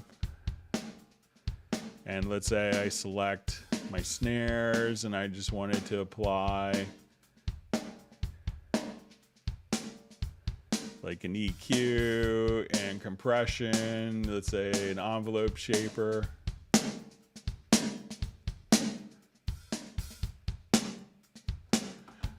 So, and I had all my different effects carried over. It was how to get all of these mixer settings from the agent directly into Cubase.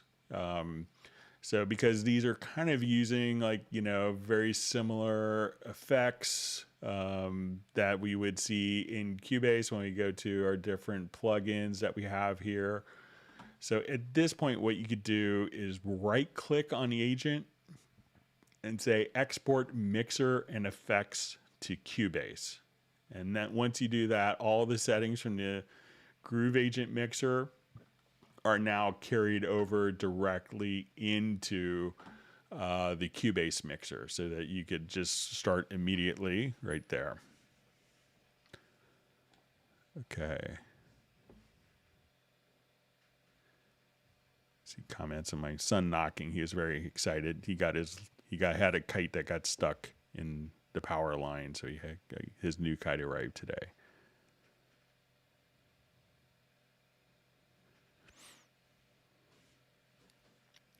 Okay, so I just see a question. Granular in Hallian. So yeah, if you have the full, so you know there is granular synthesis inside of Hallian. So let's come over here, and so let's say we go to Hallian 6.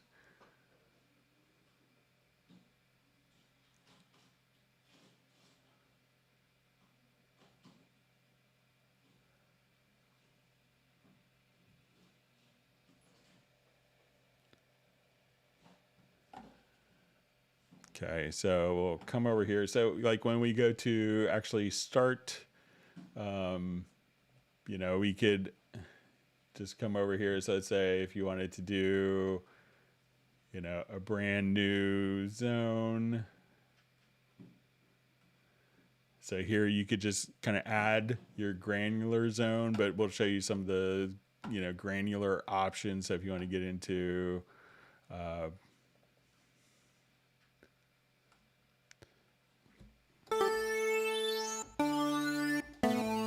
so here we could just kind of come over here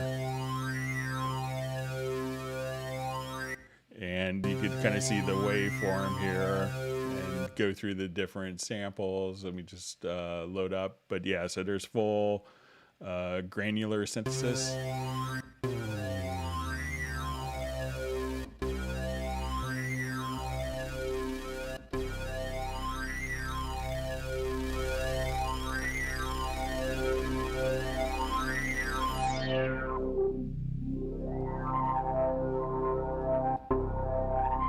So yeah, so Hallian definitely has that, and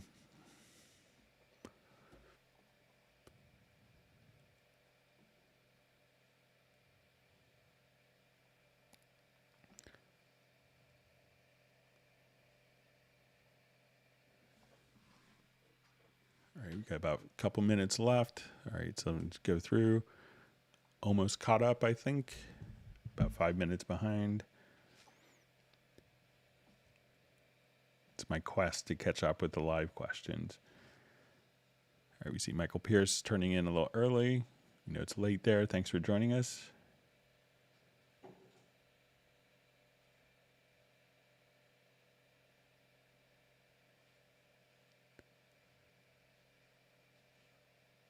I'm sorry, that's actually, Anima's more of a wavetable synth. Sorry about that for my brain cramp. But also, you know, you could get into more of your granular oscillators as well. So I'm sorry for my confusion, my brain cramp.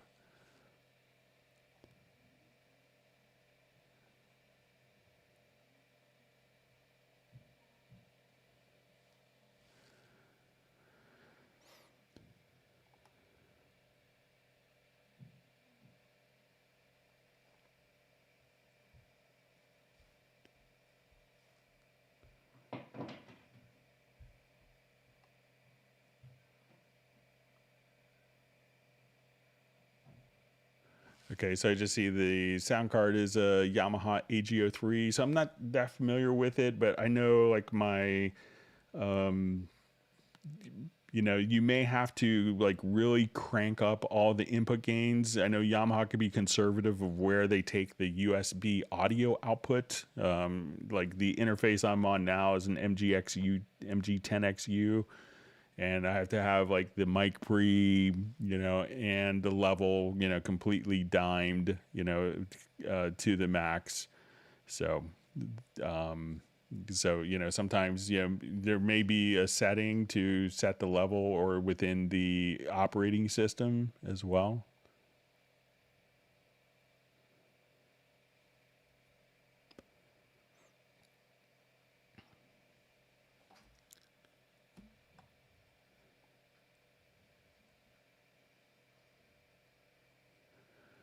All right, so I think I finally caught up to the live stream. So I guess we could end a minute or two early. We'll see if there's any more last minute questions that come up. And